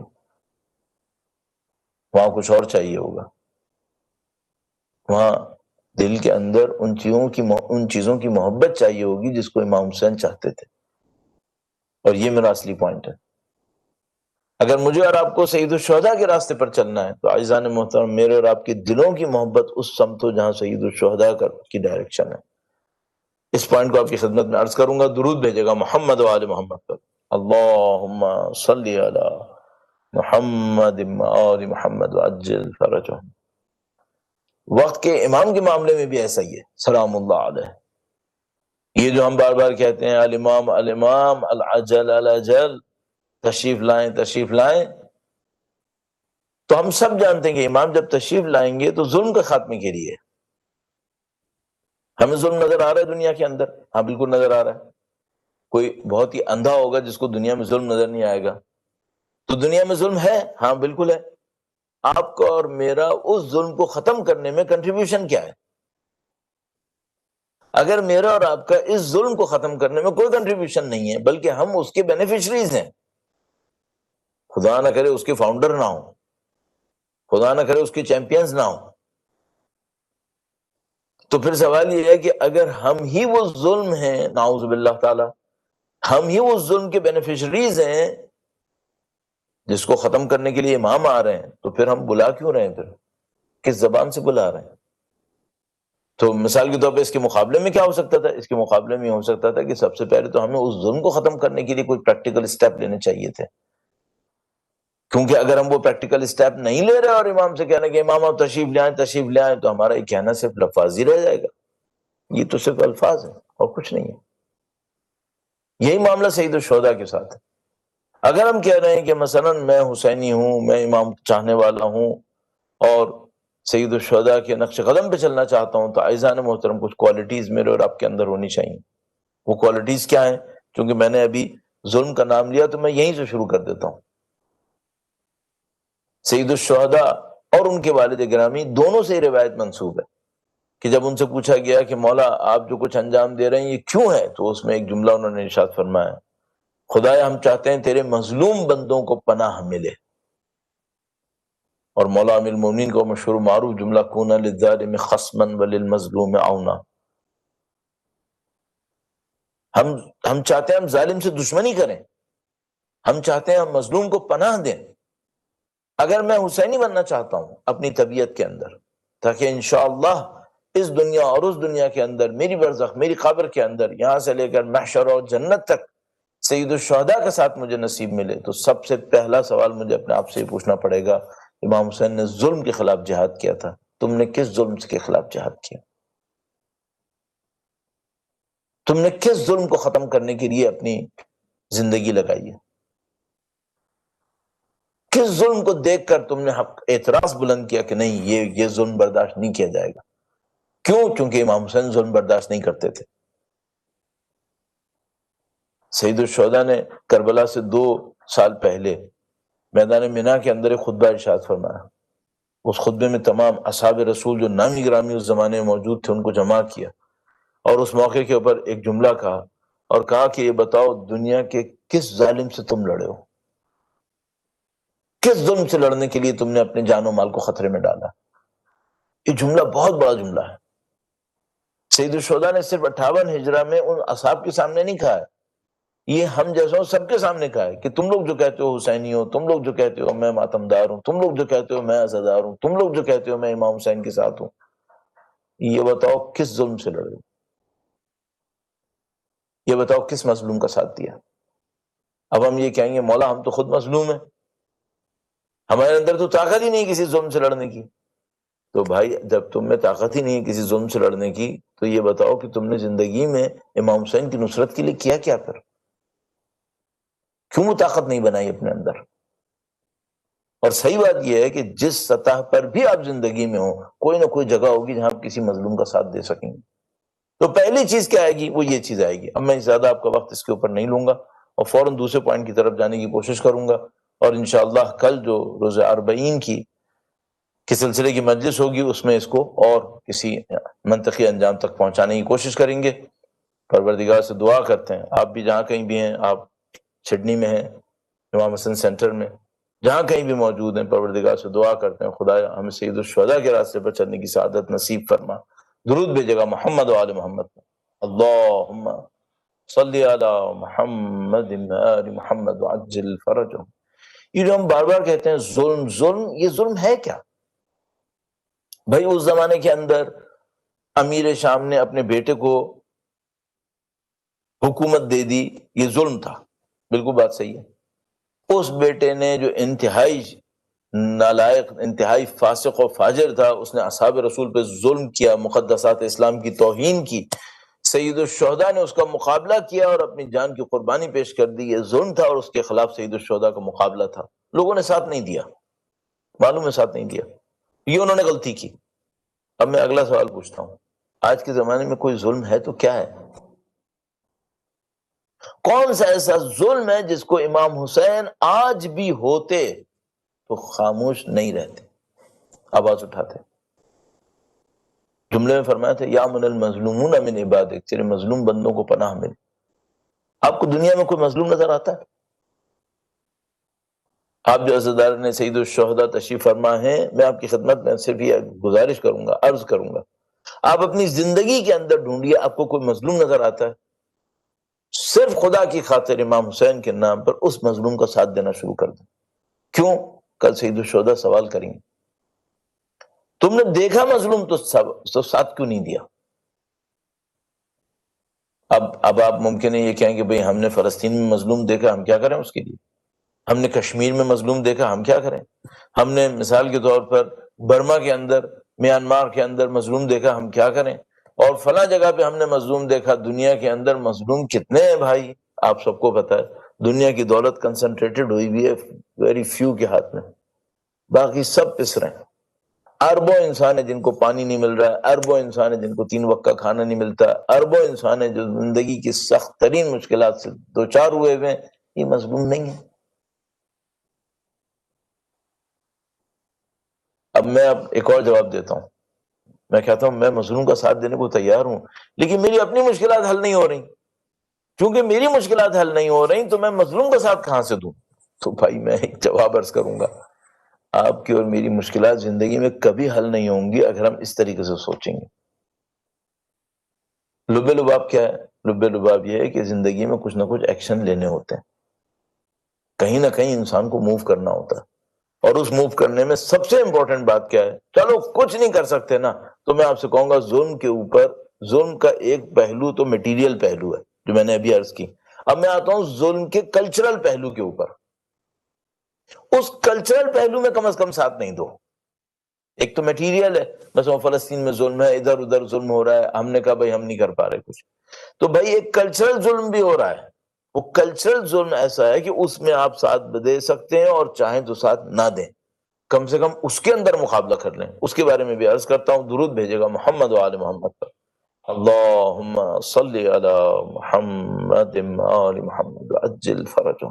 دیکھیے سید الشہداء نے ہمارے لیے سارے راستے واضح کر دیے. شب عاشور سید الشہداء کے لشکر سے نماز اور قرآن کی آوازیں آ رہی تھیں. جب سید الشہداء اپنے عظیم الشان بھائی کو بھیج رہے تھے کہ وقت لے کر آؤ، تو کہا کہ میرے بھائی آپ وقت لے کر آئیں، مجھے نماز، قرآن، استغفار اور دعا سے عشق ہے. کلچر ڈیولپ نہیں ہوا. ایک یزیدی کلچر ہے، یزیدی کلچر، اس کے مقابلے میں ایک حسینی کلچر ہے. آپ وہ فزیکل مظلوم کا ساتھ نہیں دے سکتے تھے نا، اب کم سے کم یہ تو چیک کر لو کہیں کلچرلی ہم حسین کا ساتھ دے رہے ہوں، یا نعوذ باللہ تعالیٰ، صد نعوذ باللہ، کہیں یزید کی طرف نہ لڑک جائیں. اچھا وہ کلچرلی جو یزید ہے وہ کون سا ہے؟ بھئی یزید کا دربار دیکھ لو. آپ اور میں جتنا بھی آئیڈینٹیفائی کر سکتے ہیں ہسٹری کے اندر، اور آج کل تو پاکستان کے اندر یہ ڈسکشن چل نکلا ہے کہ بھئی یزید کیا تھا، کیونکہ کچھ لوگوں نے کچھ جملے کہے، تو اب سب کو جستجو بھی بڑھ گئی کہ بھئی بتائیں میرا دنیا کو کہ بھئی یزید کون تھا. اب نکال کے بتا رہے ہیں کہ ہاں بھئی یہ تھا یہ تھا یہ تھا. مثلا کیا تھا؟ یزید شراب خور تھا، یزید جانوروں سے کھیلتا تھا، رسول کے ممبر کے اوپر جانوروں کو بٹھاتا تھا، اور پتہ نہیں میوزک اس کی دربار کے اندر تھے، اور غیر مشروع تعلقات اس کی خواتین کے ساتھ ایسے تھے، اور اس کی زندگی کے اندر سوائے گناہ، فسق و فجور کے کچھ نہیں تھا. یہ یزید تھا. دین اسلام سے کوئی لگاؤ تھا؟ دشمنی تھی. اسلام کے مقدسات کا احترام تھا؟ دشمنی تھی. سب کچھ ایسے ہی تھا. یہ یزیدی کلچر ہے. ذرا دیکھیے گا یزیدی کلچر کہیں خدا نہ کرے نعوذ باللہ تعالی ہماری اور آپ کی آنکھوں کے سامنے چل تو نہیں رہا؟ مثلاً کیسے؟ خدا نہ کرے نعوذ باللہ تعالی اگر ہمارے اندر بھی نفس پرستی اسی انداز کی آ رہی ہو جس کا پیک جا کر یزید بن جاتا ہے، تو پھر کلچر کون سا کلچر ہے؟ خدا نہ کرے نعوذ باللہ تعالی اگر وہی شہوت پرستی ہو، وہی لذت پرستی ہو، وہی دولت کی نمائش ہو، وہی دولت کے نام پر اقتدار لینا ہو، طاقت لینا ہو، جو میں کہوں وہ صحیح ہے. یہ تو سب یزیدیت تھی بھائی. اس میں کون سی حسینیت ہے؟ اگر کوئی شخص ان اصولوں کے اوپر اپنی زندگی گزار رہا ہے تو یہ کون سی حسینیت ہے؟ تو آپ کہہ سکتے ہیں بھئی حسینیت کیا ہوتی ہے؟ حسینیت ہوتی ہے اللہ کی بندگی، اللہ کا بندہ بن کے زندگی گزارنا. اللہ کا بندہ کیا مطلب؟ جو کرو خدا کے لیے کرو. طاقت کی نمائش کیوں کرتے ہو؟ غرور تکبر کیوں دکھاتے ہو؟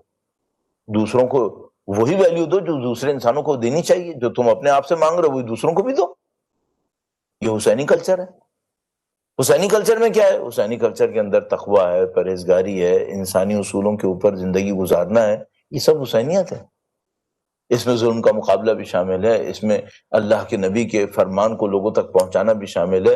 حق وہ ہے جو دین خدا نے حق کہا، باطل وہ ہے جس کو دین خدا نے باطل کہا. انی سلم لمن سالمکم وحرب لمن حاربکم ولی لمن والاکم وعدو لمن عاداکم. یہ حسینیت ہے. عزیزان محترم، آپ اور میں شب اربعین کے نام پر تشریف فرما ہے. اور شب اربعین حسینیت کو پھیلانے کی شب ہے. اربعین کی نیچر ہی یہی ہے. اگر عاشور کی نیچر غم کے اوپر مبنی ہے، غم کو زندہ رکھنے پر ہے، تو اربعین کی نیچر غم کو پھیلانے کے اوپر ہے. اربعین کی نیچر یہی ہے. یہ جو آپ دیکھ رہے ہیں اربعین کے موقع پہ سارے عراق سے پوری دنیا سے جمع ہوتے تھے سید الشہداء کے روضہ اقدس کے اوپر. خدا انشاءاللہ اس بیماری نے جو رکاوٹیں پیدا کی ہیں ان تمام رکاوٹوں کو خدا دور فرمائے انشاءاللہ جلد از جلد. یہ کیا معاملہ تھا؟ یہ معاملہ تھا کہ اربعین کو سید الشہداء کی فکر دوسروں تک پھیلانے کے لیے مختص کر دیا گیا کہ پوری دنیا سے لوگ جمع ہوں. اور پہلے بھی حتیٰ صدام حسین کے جیسے لعین دور کے اندر بھی لوگ جمع ہوتے تھے، سخت ترین دور کے اندر بھی، اور اس سے پہلے لوگ جمع ہوتے تھے. تو یہ سب اس لیے رکھا گیا تھا تاکہ سید الشہداء کا پیغام پھیلے. میں اور آپ بھی ایسے ہی کریں، سید الشہداء کے پیغام کو پھیلانے والے بن جائیں. اور یہ جو سید الشہداء کا پیغام ہے، کیا پیغام ہے؟ یہ وہی میں نے آپ کی خدمت میں عرض کیا. حق کی بنیادیں، حق کو ان کی بنیادوں پہ رہنا چاہیے. معنویت کے اصول ہیں، ان اصولوں کے اوپر رہنا چاہیے. آپ دنیا میں جہاں کہیں بھی زندگی گزار رہے ہوں، دیکھیے ہم سب کو معلوم ہے، آپ مثلا آسٹریلیا میں ہے نا، وہاں کا ایک کلچر ہوگا. اچھی بات یہ ہے کہ زیادہ تر ظاہری طور پہ، کم از کم زیادہ تر یہ ممالک آپ سے نہیں کہہ رہے کہ آپ اپنے کلچر کو چینج کریں ظاہری طور پر. البتہ مجھے اندر سے احساس ہے کہ ظاہری طور پہ تو نہیں کہتے، لیکن بہرحال ہو جاتا ہے. آپ صرف ایک زحمت کیجئے، اور یہ بہت بڑی زحمت ہے، وہ یہ کہ آپ یہ دیکھتے رہیے کہ سید الشہداء آپ کے جیسے انسان سے کیا چاہتے ہوں گے. اچھا، لوگ بہت زیادہ کہتے ہیں مولانا ہم اپنے بچوں کی تربیت کیسے کریں. بھائی میں اب آخر میں آ کر اس انداز میں سوچنے لگا ہوں کہ ایسا ہے کہ بچوں کو بھی فی الحال بعد میں دیکھ لینا، اپنے آپ کو صحیح کر لو، اپنے آپ کو صحیح کرو.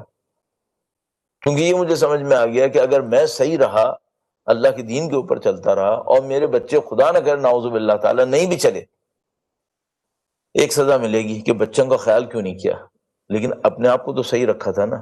ایسا نہ ہو کہ میں کہیں اور دیکھتا رہوں کہ ان کا کیا ہوگا، ان کا کیا ہوگا، اور میرا خود ہی معاملہ خراب ہو جائے. یہ نہ ہو جائے میرے ساتھ. تو پہلا کام آپ یہ کر لیں، اپنے اندر اپنی کلچر کو انویسٹیگیٹ کریں کہ میرے اندر جو لائک اور ڈس لائک ہے، میرے اندر جو اٹریکشنز ہے، اٹیچمنٹس ہیں، یہ اٹریکشنز اٹیچمنٹس یہ وہی ہیں جو امام حسین چاہتے تھے. میں دنیا کو ویسے ہی دیکھتا ہوں جیسے امام حسین چاہتے تھے کہ میں دیکھوں. میں کل اس کے اوپر عرض کروں گا آپ کی خدمت میں، یہ پوائنٹ میں نے کیوں عرض کیا.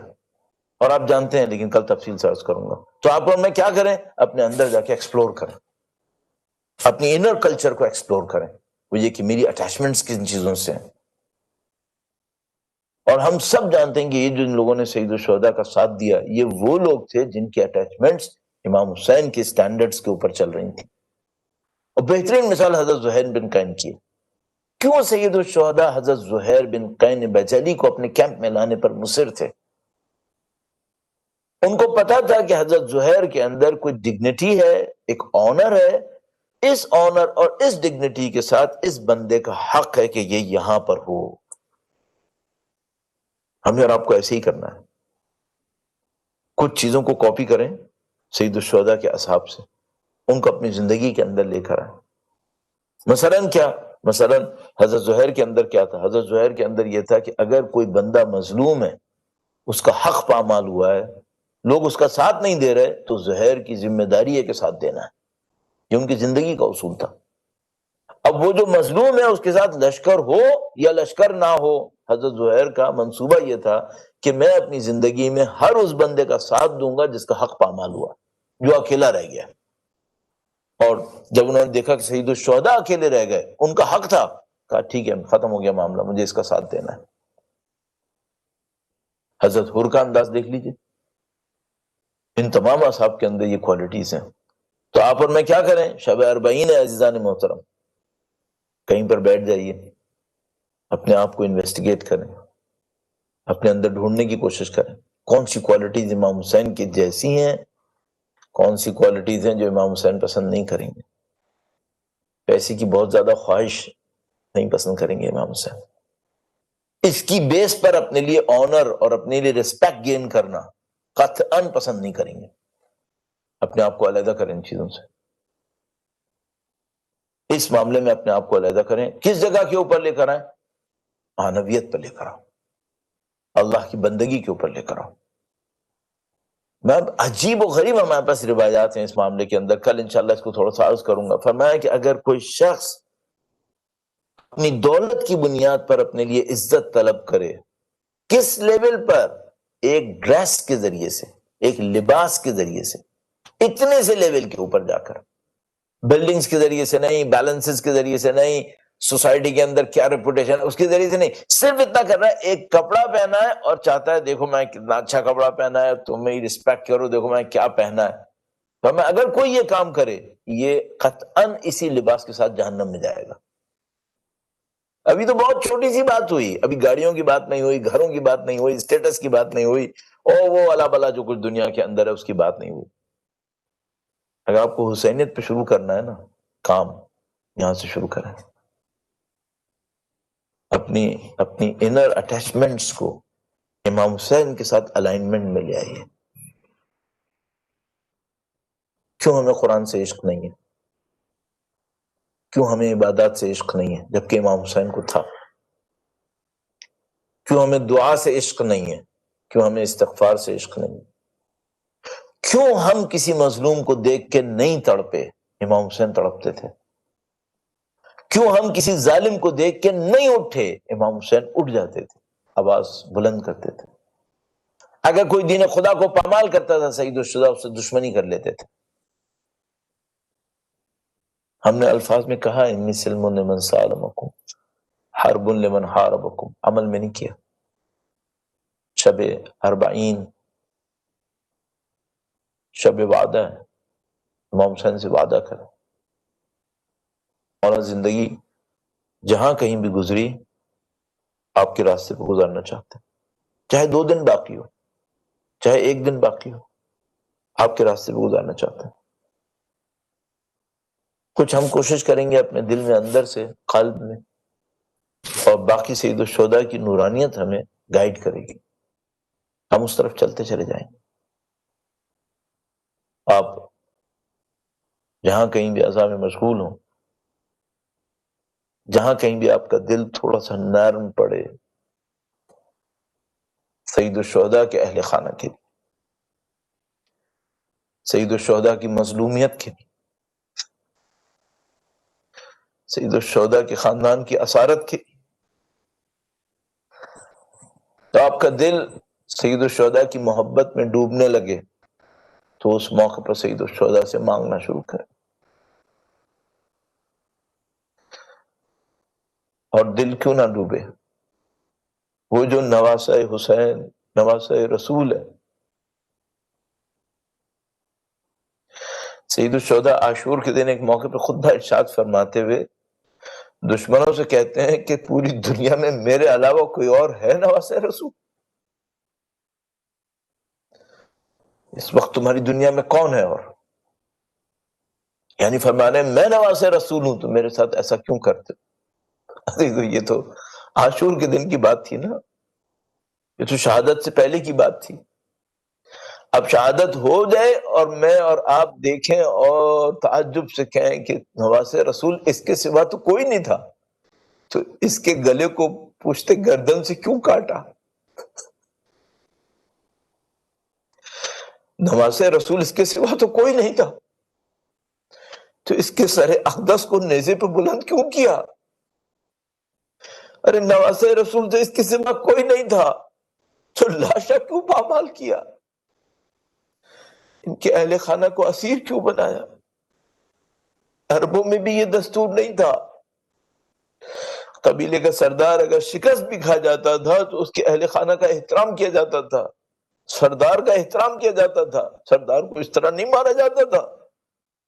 اب کوئی پوچھے کہ یہ سردار بھی تھا، مظلوم بھی تھا، تمہارے بلائے پہ آیا تھا، نواسہ رسول بھی تھا، اور پھر تم نے یہ سارے کام کیے اور عائشہ کو لے کر بازاروں میں گئے، درباروں میں گئے۔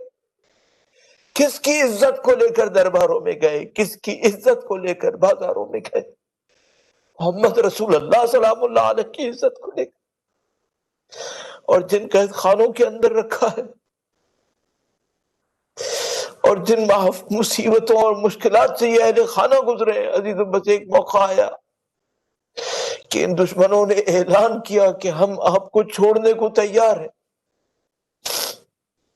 مولا امام سجاد نے اس موقع کے اوپر ان لعینوں کی طرف دیکھا اور یہ سوچا کہ شاید یہ مجھے شہید کرنا چاہتے ہیں اور اس کے بعد اہل خانہ کو واپس بھیجنا چاہتے ہیں۔ تو بس چند جملے فرمائے عزیزوں، بڑی مظلومیت کے جملے، گویا فرمایا کہ اگر تم نے یہ ارادہ کیا ہے کہ مجھے شہید کرو تو میرے اہل خانہ کو کسی محرم کے ساتھ بھیجنا۔ امام واحد محرم ہے جو روز عاشور سے لے کر اب تک ساتھ ہے۔ اس کے بعد فرمایا کہ اگر چھوڑنے کا ارادہ کیا ہے تو جو تبرکات ہم سے لوٹے گئے ہیں وہ تبرکات تو واپس دو۔ اب کوئی پوچھے، کوئی نہ جانتا ہو تو وہ سمجھے گا کہ نہیں معلوم کیا کچھ ہوگا۔ ارے کچھ نہیں تھا، کہیں علی اصغر کا چولہا تھا، کہیں بی بی زینب کی چادریں تھی، کہیں بی بی سیدہ کے تبرکات تھے۔ ایک روایت اور بیان کرتے ہیں عزیزو، اس موقع کے لیے جب اہل بیت اطہار علیہ السلام کو زندان سے آزاد کیا گیا، نہیں معلوم،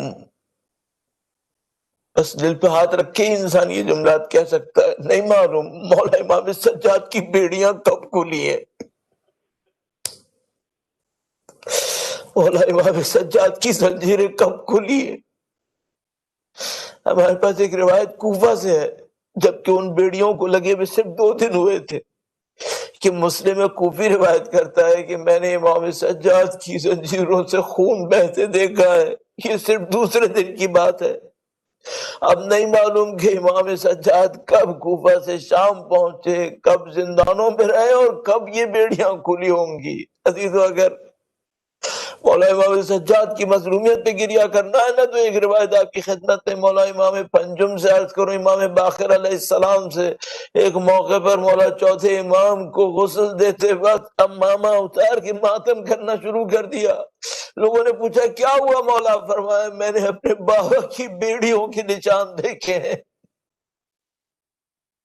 زنجیروں کے نشان دیکھے ہیں۔ یہ امام مظلوم اب اپنے والد کی طرف گامزن ہے، آج اربعین کے دن وہاں پہنچنا ہے۔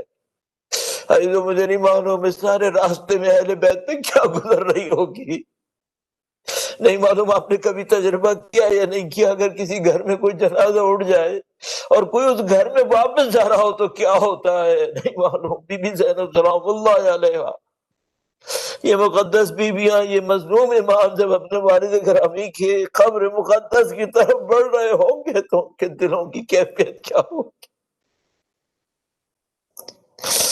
الا لعنت اللہ علی القوم الظالمین وسیعلم الذین ظلموا ایام منقلب ینقلبون۔ پروردگار تجھے واسطہ نبی اولاد نبی کا اس خلیل کو اپنی بارگاہ میں قبول فرما۔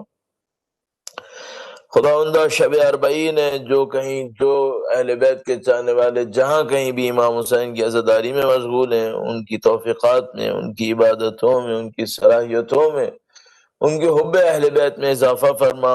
اے پاک پروردگار ان کی جان مال عزت و آبرو کی حفاظت فرما۔ خداوندہ دنیا میں مختلف مقامات پر چہلم کے دن کے لیے چیلنجز ہیں عزاداروں کے سامنے، خدایا عزاداروں کو ان تمام امتحانات کے اندر کامیابی نصیب فرما۔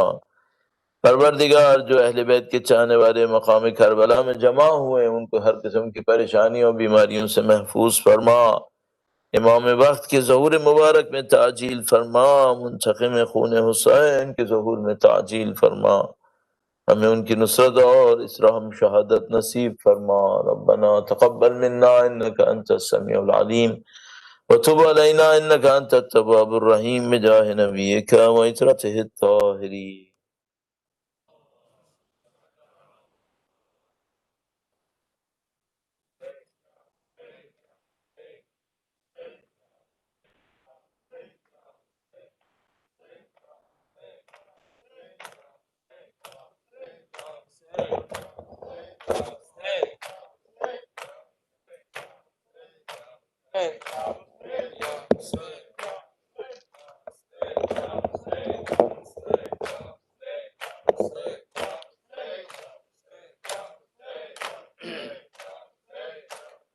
جنگل میں بھرے گھر کو لٹا آئی ہے زینب،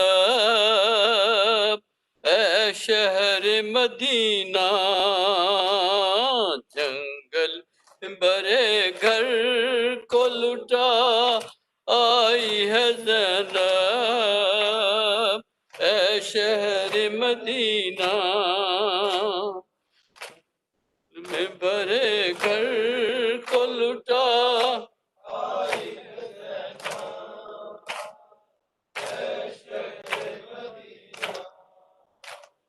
عابد کو کسی طرح بچا لائی ہے زینب، اے شہر مدینہ۔ جنگل میں بھرے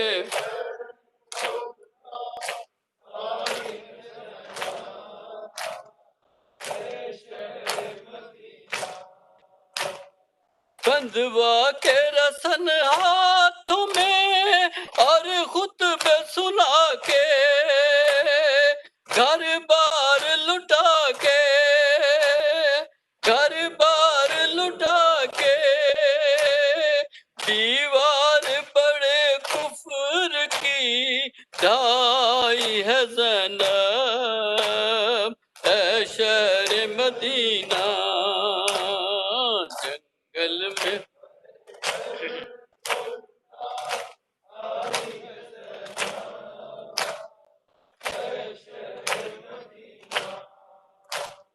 جس شہر میں شہزادیوں کی طرح رہی تھی، نازوں سے پلی تھی، نازوں سے پلی تھی، سر ننگے اسی شہر میں ہو آئی ہے زینب، اے شہر مدینہ۔ جنگل میں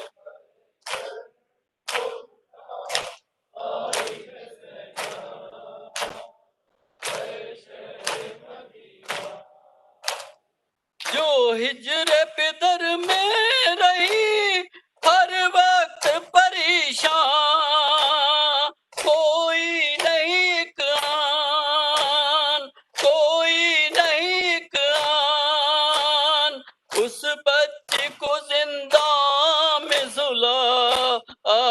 ہے زینب ہے شہر مدینہ جنگل میں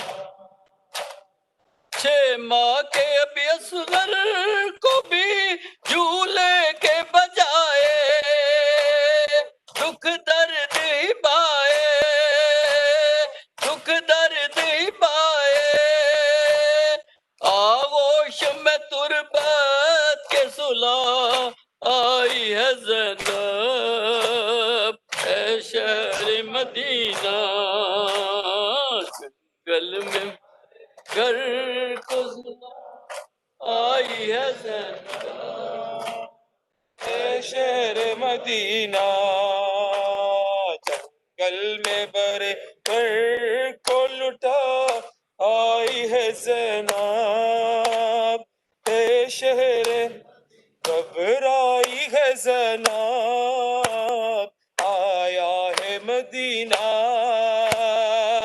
گھبرائی ہے زینب آیا ایک سال گزارا ہے زندان ستم میں دن باقی گزارے گی زینب اس غم میں مقتل میں ہے اصغر زندہ میں سکینہ گھبرا ہے زینب آیا ہے مدینہ گھبرا ہے زینب اے اہل مدینہ تو خاموش ہی رہنا زینب سے خدا را تو ایک لفظ نہ کہنا جو سانسیں بچی ہے وہ دے گی حزینہ گھبرا ہے زینب آیا ہے مدینہ گھبرائی ہے زینب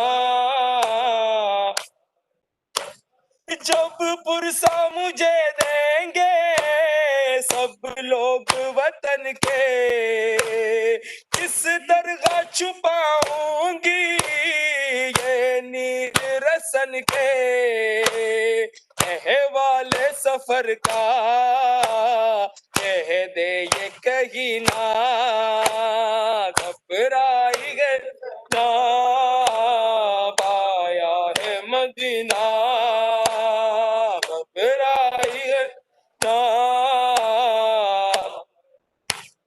حجروں میں جو جاؤں گی میں اونو محمد کے اس دل کو رلائیں گے بچوں کے کھلونے دل شدت غم سے ہٹ جائے کہیں نہ گھبرائی ہے زینب آیا ہے مدینہ گھبرائی ہے زینب زینب کے خیالوں میں آواز یہ آئی محمل سے اتر کر جب ایذان صدا دی دل تھام لو بی بی لو آیا مدینہ گھبرا ہے زینب آیا ہے مدینہ گھبرائی ہے زینب وہ عابد بیمار تھا وہ عابد بیمار تھا چلنے سے جو لاچار تھا اور شام کا بازار تھا اور شام کا بازار تھا اور مصطفیٰ کی بیٹیاں مولا یا حسن یا حسین مولا या हसन या हुसैन मौला हक इमाम या हसन या हुसैन शबीर की वो लाडली हाय सीने पे जो शाह के पली सीने पे जो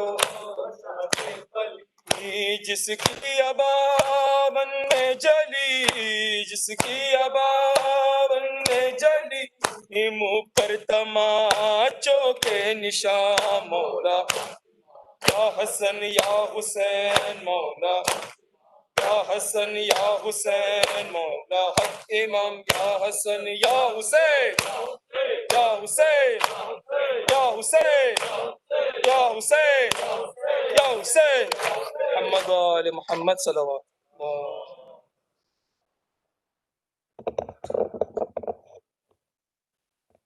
أعوذ بالله من الشيطان اللعين الرجيم بسم الله الرحمن الرحيم السلام عليك يا رسول الله السلام عليك يا نبي الله السلام عليك يا خديجة الكبرى السلام عليك يا علي أمير المؤمنين السلام عليك يا فاطمة الزهراء سيدتي نساء العالمين السلام عليك حسن المجتبى السلام على الحسين وعلى علي بن الحسين وعلى أولاد الحسين وعلى أصحاب الحسين خصوصا سيدي مولاي أبا الفضل العباس وأختيك زينب وأم كلثوم بنتك سكينة بنات الهاشمية وتمام شهداء كربلاء جميعا ورحمة الله وبركاته.